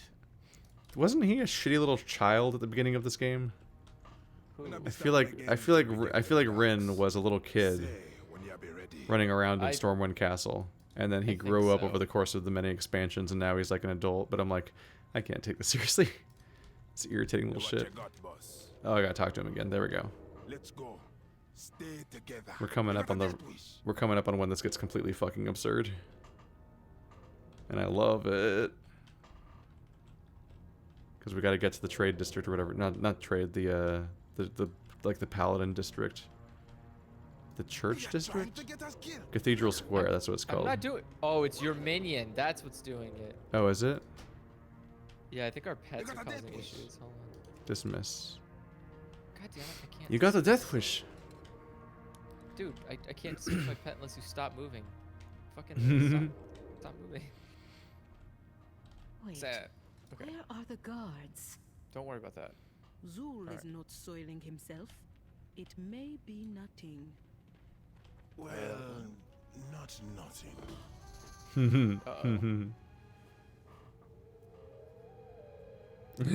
They're Oh, coming.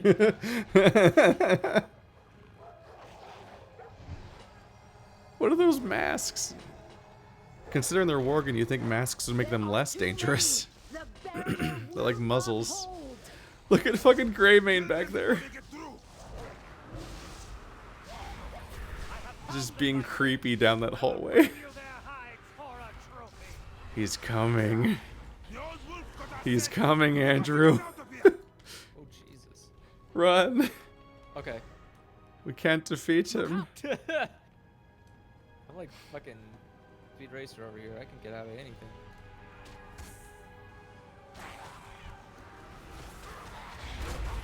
I guess now I can summon my pets since we're not stealthing. Yeah, seems like we're allowed to do that now. You got the death wish. He's coming. He's still walking towards us. We need That's to fine. find cover. He literally can't catch up to me. That's my character. Yeah, but I think with the we need to keep our allies ahead of him by defeating the dudes.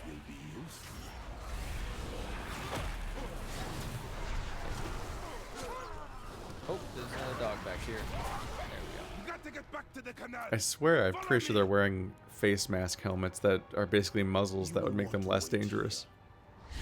Maybe that's the only way they can be in Stormwind without scaring everybody. They have to muzzle them. In its pursuit of victory. Uh-oh. But this, Let's go. this This is way. folly. You like how she's dressed like a villain? Die here, and an unmarked I mean, she grave is a will be villain to all us. we Yeah. have to show for it. Like they have to recontextualize the characters as like these like cackling villains. Like Jaina Proudmoore's wearing a hood now because that's totally a thing she normally does. I mean, she is always wearing a cloak. She just doesn't And wear here the come the hood. Gilneans. One Until would think things that get the city of serious. stone would be less flammable. Nope, he's starting a fire. You are a cruel enemy, Zul. Greymane's still coming. He's coming pretty slow for a guy who, you know, It's trying to chase The down harbor. Horde. We must press forward. He thinks we're trapped, so he's like swagging. I need He to thinks he's target hot shit, first. and we can't Oh, get hey, it's away. what's-his-face. So he's like savoring it or something. Those who cannot protect themselves. I'm ready. Watch your step. It seems the Alliance's Here it consummate comes. diplomat will not be Wow, what taking the fuck? prisoners this Yeah. time. Wow, holy shit, she is just like, let She's it so go. overpowered. There's a blizzard storming down all around us, and she's just creating walls on the fly. How do I get out of this? We're just waiting for the characters, basically. That is far enough. She has cut off our escape. Jump over it. Stop gawking and break through that ice. Oh, you can just break it. Yep, at least now. You will not harm another soul in this city. Die, Okay. Horde scum. I don't think they're happy we're here. Hears us. Mighty Rezan, lend me your strength. Oh, is that an anti-blizzard barrier? Yeah, it is. Every square foot outside this bubble is currently getting hit by bigger and bigger bolts. Let's move. I don't Gotta be go no faster, Rezan, faster, faster, faster. But I be owing him me thanks. Their forces We've gotta must have get outta returned from here. Lordaeron. How will we get Are they wearing through? muzzles? Let's check. They are wearing muzzles. I think they're supposed to be helmets, though. Yeah, they're clearly wearing Stormwind helmets. So they're like guards. They just but, look confusing. It doesn't make much sense. It looks Yeah, I agree. self-defeating.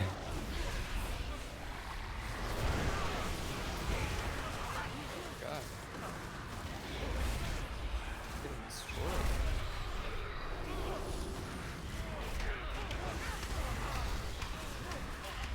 Why am I dying? They just don't like you very much. Oh my god, jeez. Have you considered being less punchable?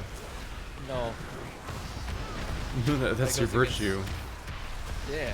It's the That's- one thing people like about me. Yeah, it's how punchable you are.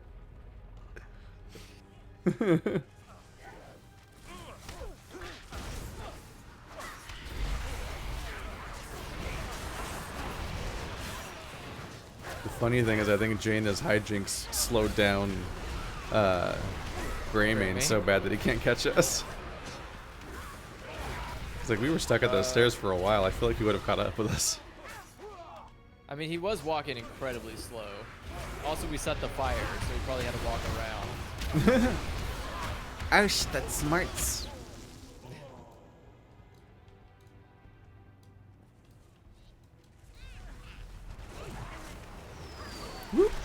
Oh, holy. Yep, here come the gnomes. All their names have Z's in them. Because Z's are cool, and they are tech boys. Wow, they made a nerd race. They made it. I can relate. I'm a guy who's a nerd. I could never get over how much, when we were playing Paladins, how much Maeve looks like a pink-haired gnome girl from World of Warcraft, explicitly. I mean, It's like, I know the type, I've seen that exact character just running around, and that you just made her. Wait here. If you're gonna rip off somebody, take everything. Uh-huh. Oh, here comes, wow, that's terrifying. Man, you clever moose, man. I need 20 of those birds. You're a clever moosemon. What is a moosemon? I love your race.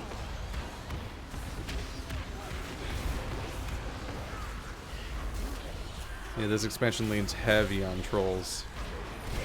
Oh, great. So that, like, for the princess there, like, she's the ruler of the she's the ruler of the capital that we're going to be at the entire expansion. That makes sense. Like, these are the race that we deal with the entire expansion. No. But I think I know Can't why. wait to unlock. So Look. get ready to see a lot of trolls. You have They're the slain ones that have those innocents cool to get druid this forms. far. But your little jailbreak is over. Surrender, and I will return you to the Wait, how'd you get here? stockades where you belong. I think she There, flies you will await the king's or something. I don't know. justice. Jane is overpowered. We have a boat to catch. Oh, I look. Do I Then have good gear on? perish. Oh, I actually look kind of cool right now. Oh, nope, vanished. Here she comes. And I have disappeared. You've disappeared? Are you just watching me? You can try to No, subdue us the cutscene and started. likely succeed. Uh-oh. But do I'm you in the have time to cutscene. waste? No, it can't be. Seems a mage of your skill could be very useful right How now. did you not see that fire? It was right in front of us. This isn't over. She was blinded by rage. Also, she's like 12 feet tall, apparently. Do you see how tall she was compared to the Yeah. other people around her? Aye. Loa help them that cross you, Zul. I believe the phrase you are looking for is thank you. Damn, Come, got him. we set sail for Zuldazar. I think not. I have orders to return you to the war chief directly. Seeing as how this is my ship, I think you will need to adjust your plans. We can discuss it on the way, Your Highness.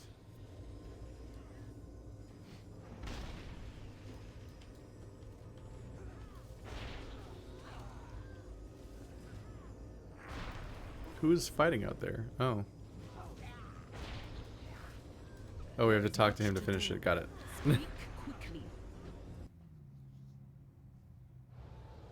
But wait, we're still on the boat. Oh, there we go. It What is that appears snake the person? Alliance dogs have lost our scent. Oh my god. Good. Our journey I want to is play that almost snake person. over. Too bad. I hope the war chief's faith is That's too much of a deviant She seems character very model. powerful. Certain They'd have to like finish animating him. It is an honor to serve my They do a lot of shortcuts. Like princess is also strong the Voldenai use the same skeleton as the goblin. has always found her to be Wait, I think I have one of those. That's why Voldenai look like goblins, like stature wise. It's because they use the same skeleton for the animations and the rigging and everything. Almighty Rezan, as always, you come when I ask your aid. Did you just give me something? Did you already finish the cutscene?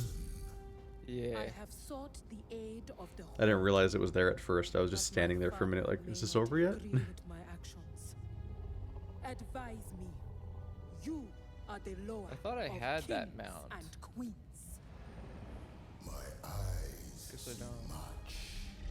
They see your boldness, Weird. your power, and enemies who fear both. And those who seek your demise are here.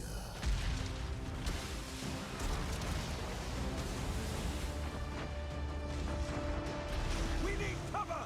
Head for that fog bank! The sails are dead! We've got no wind!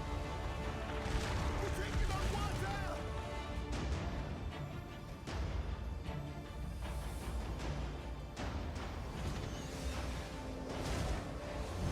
What?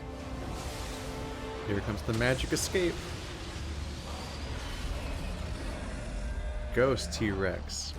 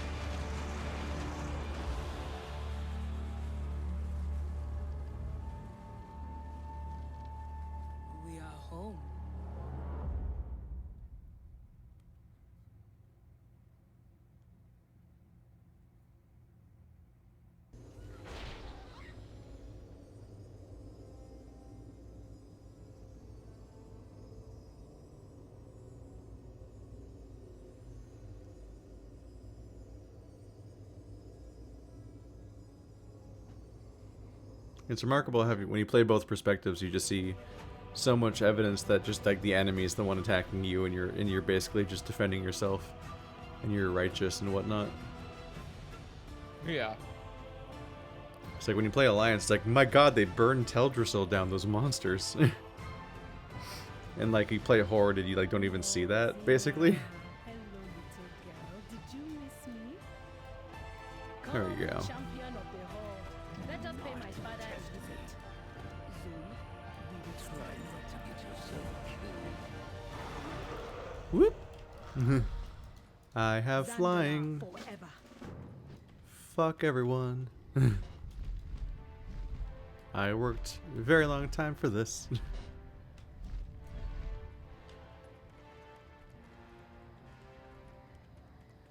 We have only a few moments alone. There are things about my kingdom that you must know.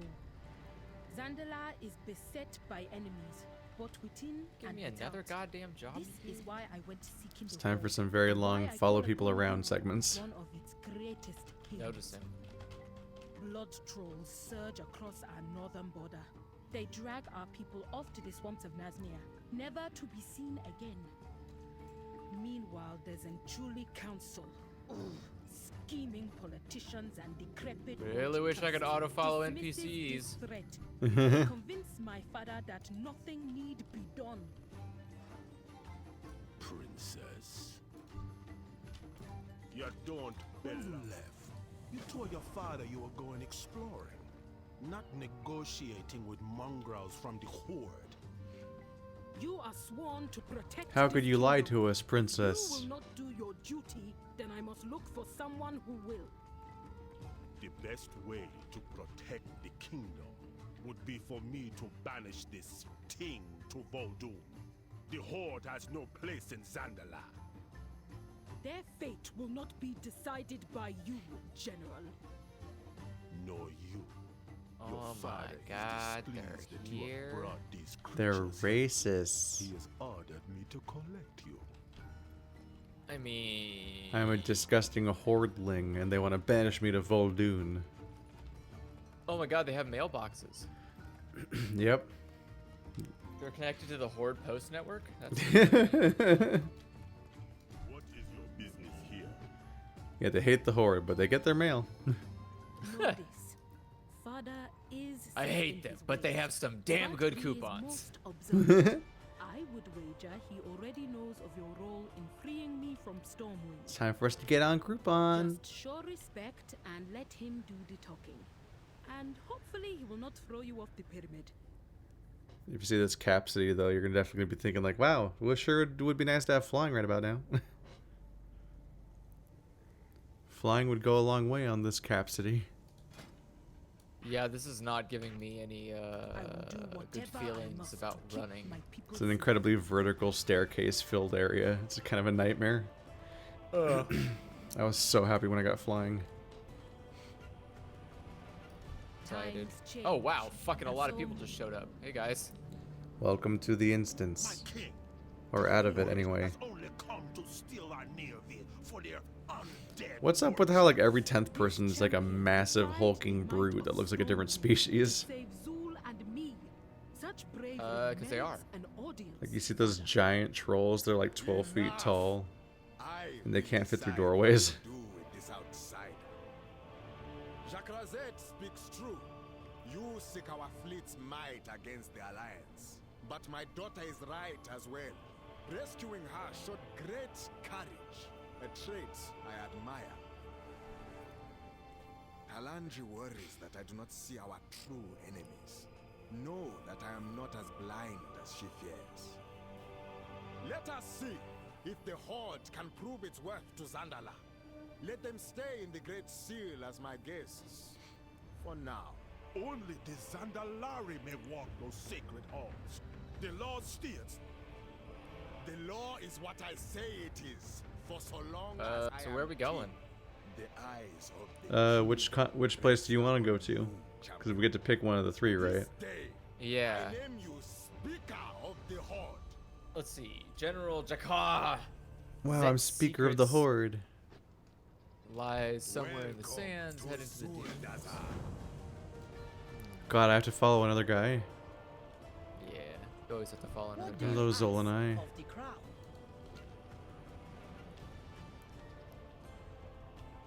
Oh, they're probably just gonna lead me down to the table, huh?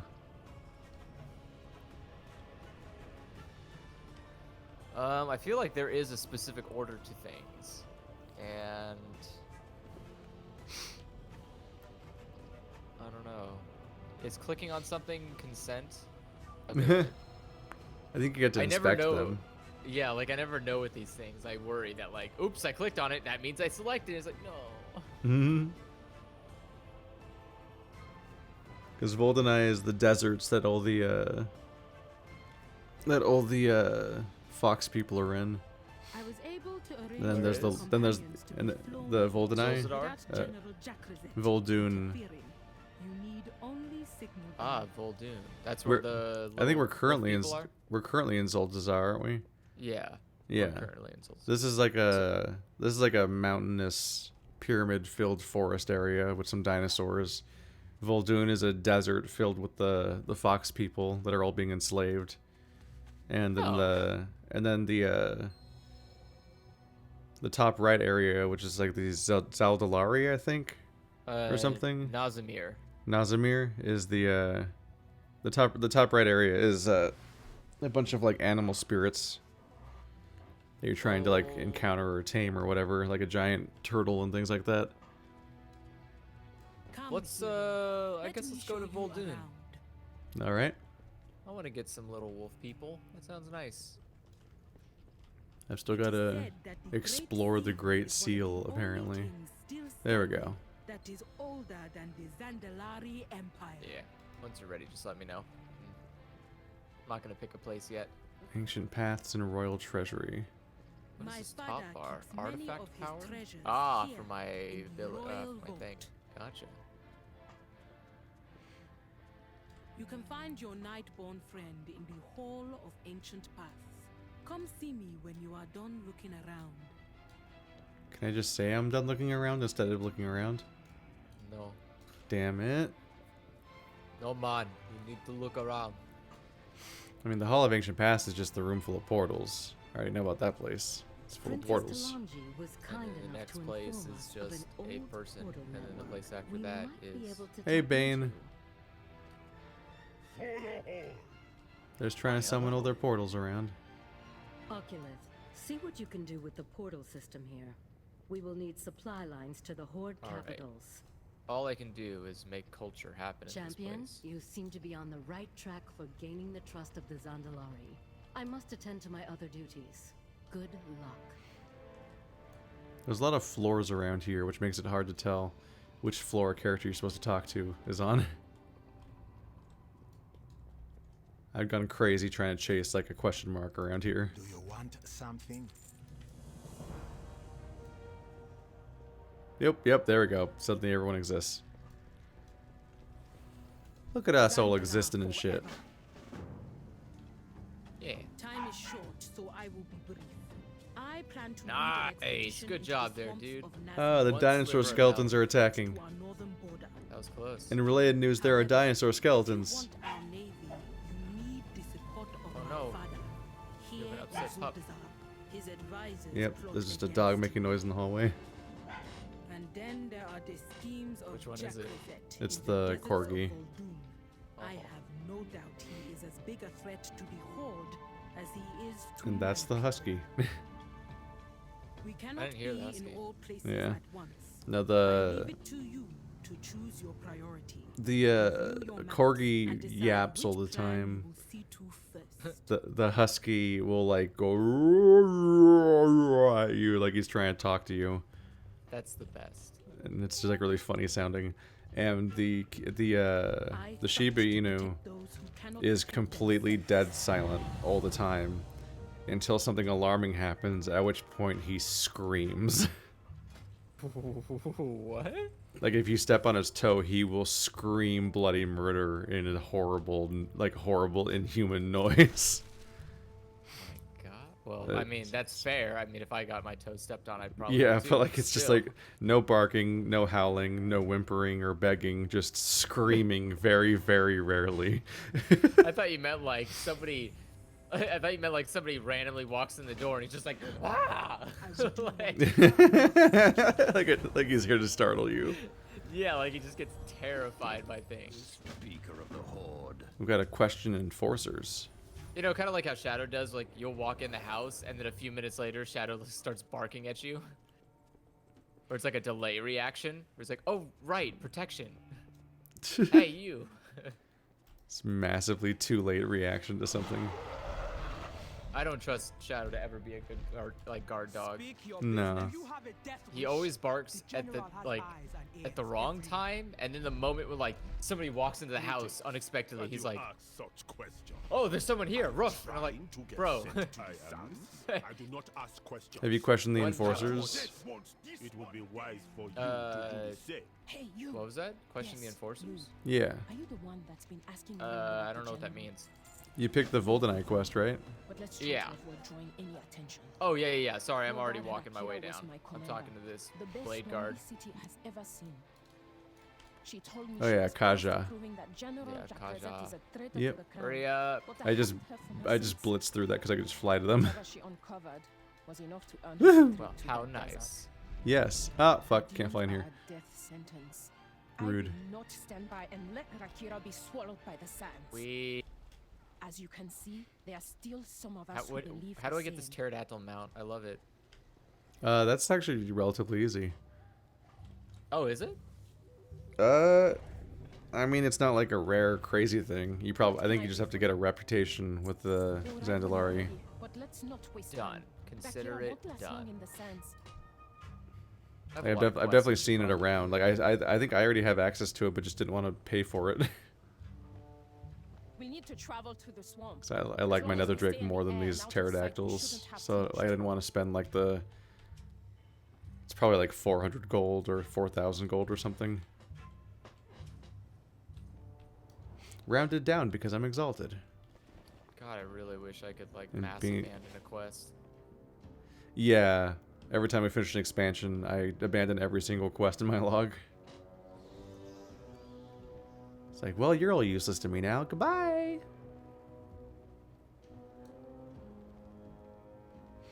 It's a pretty beautiful expansion. What are those things? Oop. Let's keep flying and It's a hell of a choice having the two What the fuck? Wait, the why am I two back factions have their own continents. Here? What happened?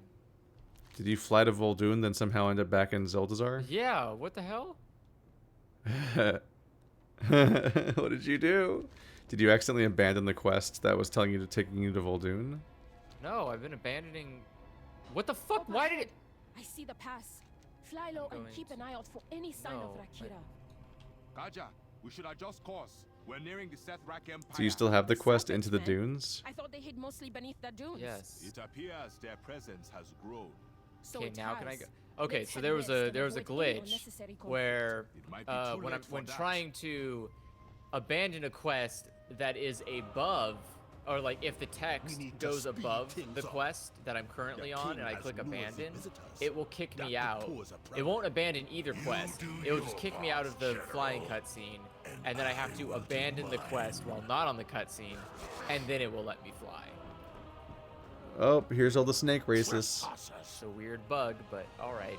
You will die in these. That's another reason we can't have the snake people, because the Vol'dunai would be pretty unhappy with us Everyone, break if we lines. recruited the Make snake your way people to into the safety. horde, Get because as they far enslaved from their the people. snakes as you can. I mean, Because all the snakes are slave owners.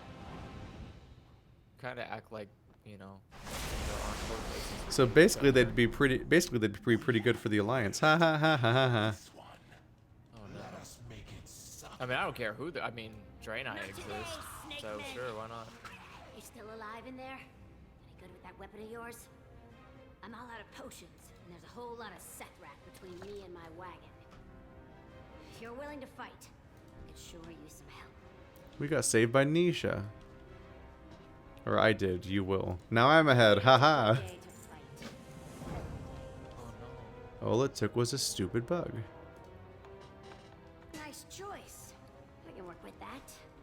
my people will be free. I'm ready. Let's hunt some Sethrak. Nope, she just phased out of existence. That's awkward. Volpera are stronger than we look. Make them feel. Oh, right, I was picking her weapon, not my weapon. Whoops.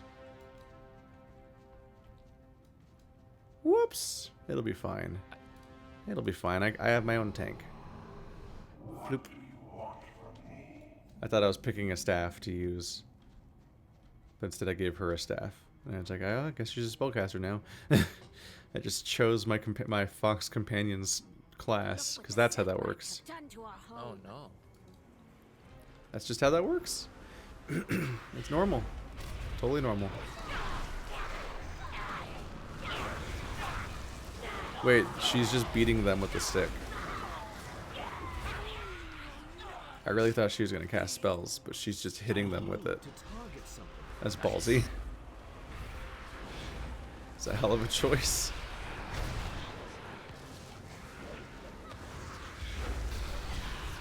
Do I have to pick a weapon?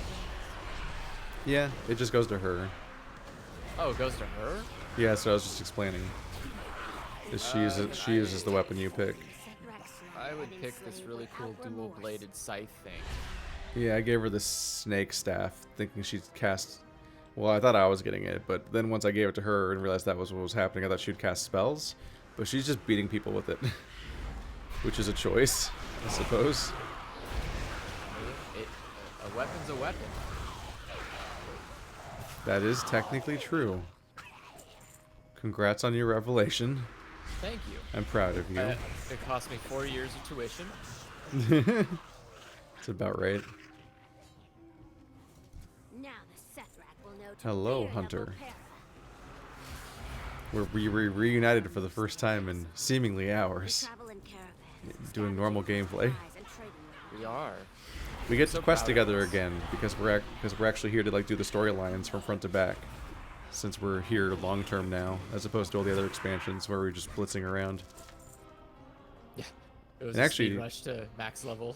Yeah, and this is actually like this zone in particular is pretty linear actually. Because you caravan with the Voldenai and they take you from like quest hub to quest hub, and you like take care of some local tasks and then hop back on the caravan. soon enough. We could have been prepared.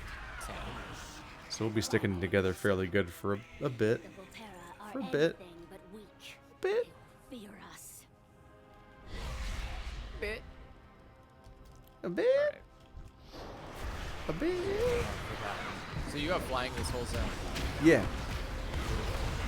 Yep. I can just fly all the time. Enjoy not being me. How long does it take to get flying here? You're not gonna get it. Cool. Not during this series. You have to get exalted with every single faction, Oh yeah, that's more or that's less. Big no. Big no for me again. My people will be And then on top of that, you have to fully explore.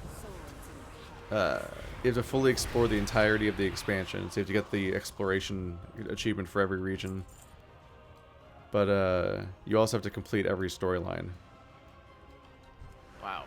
So you have to complete the quest chains for each of the continents, like the main quests for each one, and all of the war campaign, which is that that zombie dude we were hanging out with. That's the guy that runs the Yeah. pirate ship. He takes us on war campaigns to the alliance island, and so you do entire war campaigns over on the alliance island, and you have to do all those too. Oh my god. All right. Meanwhile, finishing your flying also involves getting getting exalted with the main reputations of the two post-main content islands. Okay, stop running. Stop running from me. Don't run from me. leave some Sethrak. Trying to help. Like, you know how like late into Burning Crusade after Black Temple they added that one high elf island. Yeah. Like some of the and a lot of the expansions have like a late in development like additional island that they add like a year later or something. You have to. There's 2 of those for this expansion, and you have to get exalted with both of those reputations. Oh damn. Yup, it's a lot. It might be revered. I don't remember. But you can find it right now if you type. If you go into your achievements, which is that shield icon on the bottom right corner, and you want to type Pathfinder into the search bar, and you'll get two. Pathfinder Battle for Azeroth. Yeah, you'll get Battle for Azeroth Pathfinder Part 1 and Part 2. I'm getting a bad. It's a lot. It's like, okay, I was wrong. You don't have to get exalted. You have to get revered with everybody. Okay, that's not too bad. But you'll see that if you click on Part 2, the requirements are to get revered with Rustbolt and Unshackled, which are the two expansion islands, and you have to fully explore both of those islands. And then you have to nested inside of it is you have to complete Battle for Azeroth Pathfinder Part 1.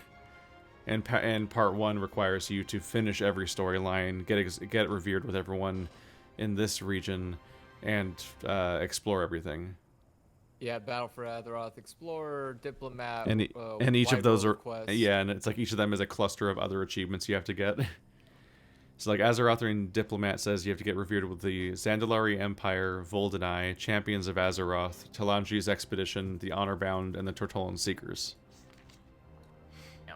But hey, 3 of those reps, when you get exalted with them, become races, so that's neat. The Honorbound, the Zandalari, and the Voldenai are all unlockable races, so you have additional incentive to get those reps up anyway. Sounds exciting. That's new trolls, they're new trolls, new orcs, and the foxes. New trolls? Well, yeah, the trolls that are in the capital. Oh, not new trolls, new orcs. I'm surprised. Yeah. Yeah, those orcs are the reasons I have my cool wolf mount. That wolf is their mount. Hang on. This is gonna be a wild ride. What is with the orcs and wolves? I don't know. It's just their thing. They like wolves. Like a lot, apparently. Yeah, from day 1, the orc mount was a wolf, and then you get to and the Draenor expansion. Great work back there. I basically didn't even have to throw any of those bottles. That was such a short escape sequence. Yeah, I didn't have to do anything. Is that normal? Yeah, I don't know what they're going for there. But yeah, from day 1, orcs had wolf mounts, and then we went to that Draenor area where there was an entire zone about like the angst of the Frost Wolf companionship, where like all the wolves are getting like slaved and murdered by the evil ogres in the area, and you got to help the orcs with their brotherhood with the wolves. And then yeah, there's the Honorbound, or yet another orc faction that has wolves. And they've got cool wolves, because that's the one that I've got. And it got an epic upgrade. Like, until it has the awkward wolf animation from 15 years ago, like, that's a cool fucking wolf model that I've got. Yeah, I do love that wolf. And that's what they got. Kiro! Kiro's the leader. Oh. Who sells the thing around here? Which one are you? There you are.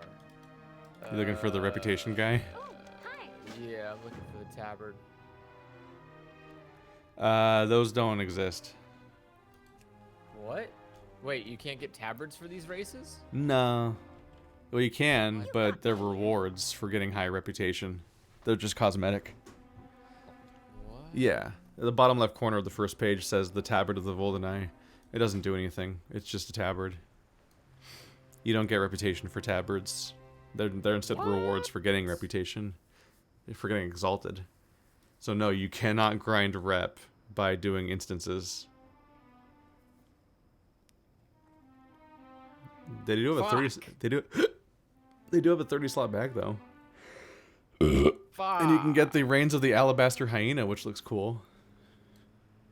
It's an all white hyena. Oh yeah, they also sell the Dune Scrape. They have a version of the pterodactyl you want. I can't buy anything from them. Yeah, well you have to be exalted. But yeah, they have the pterodactyl and the hyena when you get exalted with them. In the meantime, grinding. The grind's not super bad, or, well, actually, I did it during the double rep event. I was gonna say, didn't you get like double XP or There, double yeah, rep? there was a double rep event, and that's when I got a lot of this work done. Have you come to trade? But it's mostly just doing daily quests around the map a lot, basically. So you just get bored and log in and do some world quests, and then call it a day. And then eventually you're just like, oh shit, I'm exalted now. Crazy. Yep, that'll be me. It's definitely not as bad as grinding Nether Wing rep.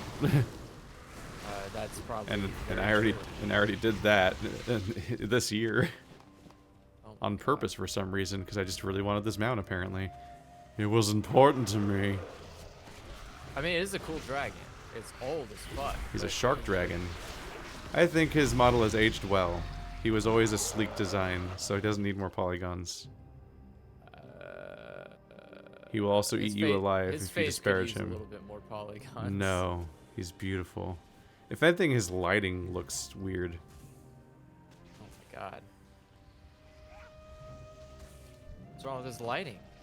It's glitching out. I mean, that sounds typical WoW. Yeah. Listen, it's trying. It's 30 years old. Give me all this venom. WoW was made 1 year after Tetris. Dun dun dun dun dun dun dun. 1 year after Tetris. It's just so old that it feels natural to even further exaggerate how old it is. Wow, on the Commodore 64. You can't prove it wasn't there. I mean, I'm sure there is a... I'm sure someone made it run. As far as I'm aware, WoW is like Doom. It can run on pretty much any hardware. Creepy little bitey plants that make sloshy noises when we touch them. I don't like it. It's a gross noise. It is a gross noise. Why does it make that sound? It's a... Oh, look at the polecat. It's just hanging out here. What the hell is a polecat? He's just he's alive. Oh, my pet's dead. You fuck. He trusted you. He did. I fucked up. Oh, are all the polecats getting high on the plant and passing out? What, the cactus juice? Yeah, I think so. They're everywhere here. Look at all the green names. I don't see any green names. Right here. Oh, maybe you have critter names turned off. Oh. These guys are everywhere. Like, they're everywhere here. They're just passed out everywhere. Oh, yeah, I see them. Sable polecat. There's one of them in like every other bush, basically, just laying there. I think they got intoxicated by the plants, one way or the other. Now they're just like sitting there.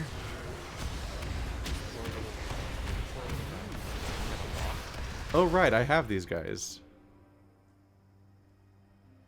Oh fuck, I have too many cosmetic pets. Help me. I have a like lot this, of them. like this scary little eyeball. I have the, Oh, you know who I should bust out? I should bust out Poda, the really, there we go. I should bust out the really fucking annoying flower. There we go. I summoned Poda. Because I just remembered that I have him. Sociopath. I choose you. Sunflower? I choose you, sociopath. Oh, it's from Plants vs. Zombies. Yeah. I played the Plants vs. Zombies game that they have. It's in Hillsbrad. Yep, I played and that too. It's torture. It is. Yeah. It's so slow and so unresponsive and so ugly compared to Plants vs. Zombies. Like, it's incredibly off-putting and also incredibly time-consuming. Yeah, it was definitely done as a.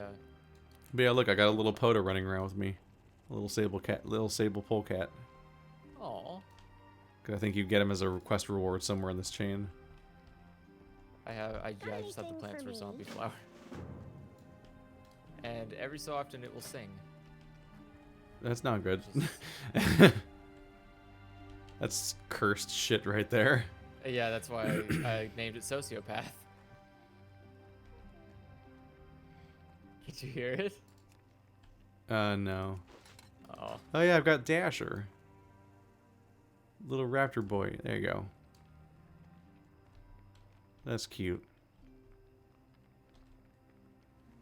the battle pet interface made it a fucking nightmare to navigate your pets.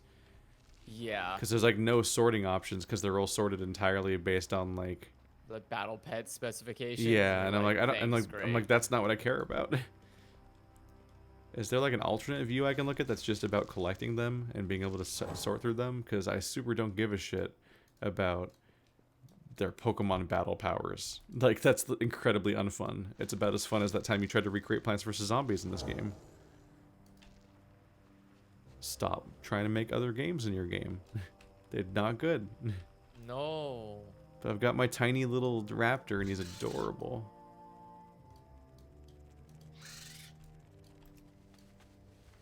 I wonder if they made it so you can't hear the sound or the singing anymore. So that's just not a constant horror story of just being flooded with them at all times.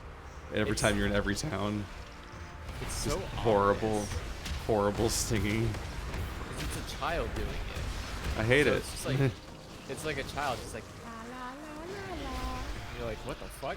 Yep. Nope. No, thank you. Is this a horror movie? Oh. Yep. No, this actually is the quest that gives you POTA, as it turns out. Oh. Well, there you go. If only I could find any. Saved them all. Shit. Oh, did it not complete for you? No, the quest is ready for turn-in. Sorry. Oh, you fool. I was gonna say, I thought we were sharing progress. Why weren't you done yet? I didn't think we were sharing progress, so I am the dumb. Everything has its use. The time that we revived 2 of them that were right next to each other, that was like 6 out of 6, 7 out of 7, done. Yeah, I thought for some reason I just assumed it wasn't sharing the quests. You fool. I'm so used to being betrayed by WoW's questing system. Oh, it's Kaja. She's the one that we had to wait for earlier. Restored bomb applied? Alright, you want some bomb? Here's some bomb. I can help. Hey, don't die out there. There we go. Well, this is our intro to the Voldenai. It's pretty late, so we probably want to call it here. Yeah. Thankfully, standing right here is an inn. Oh, shit. So if you can see your names flashing. So right here is an inn, apparently. I'll fucking take it. Well, I guess is this the inn? This is the innkeeper over here. Oh yeah, this whole clearing is an inn actually. Gotcha. So the innkeeper's here to set your hearth. I should probably do that. This is just a chill area, just a couple of wagons and then one fire, and they're like, sure, that's an inn. Listen, this is what they have to live with. This is what the Voldenai have as far as shelter and resources go. They have a dirt flat area. These are the only ones that aren't currently slaves.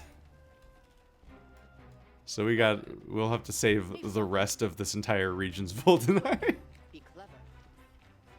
from snake people. By the end, we'll be just mass murdering snake people with bombing raids, so it'll escalate a bit. See you guys next time. A war crime? Oh, there's seating areas. Yeah. With my swag ass hat. I'm beautiful, but my shoulders are stupid because they aren't. My shoulders aren't transmogged because I got new ones. I love your shoulders. They look fucking up. They're absurd. I was specifically trying to avoid the insane shoulders, and then they just fucking found their way onto me. So did the weapon.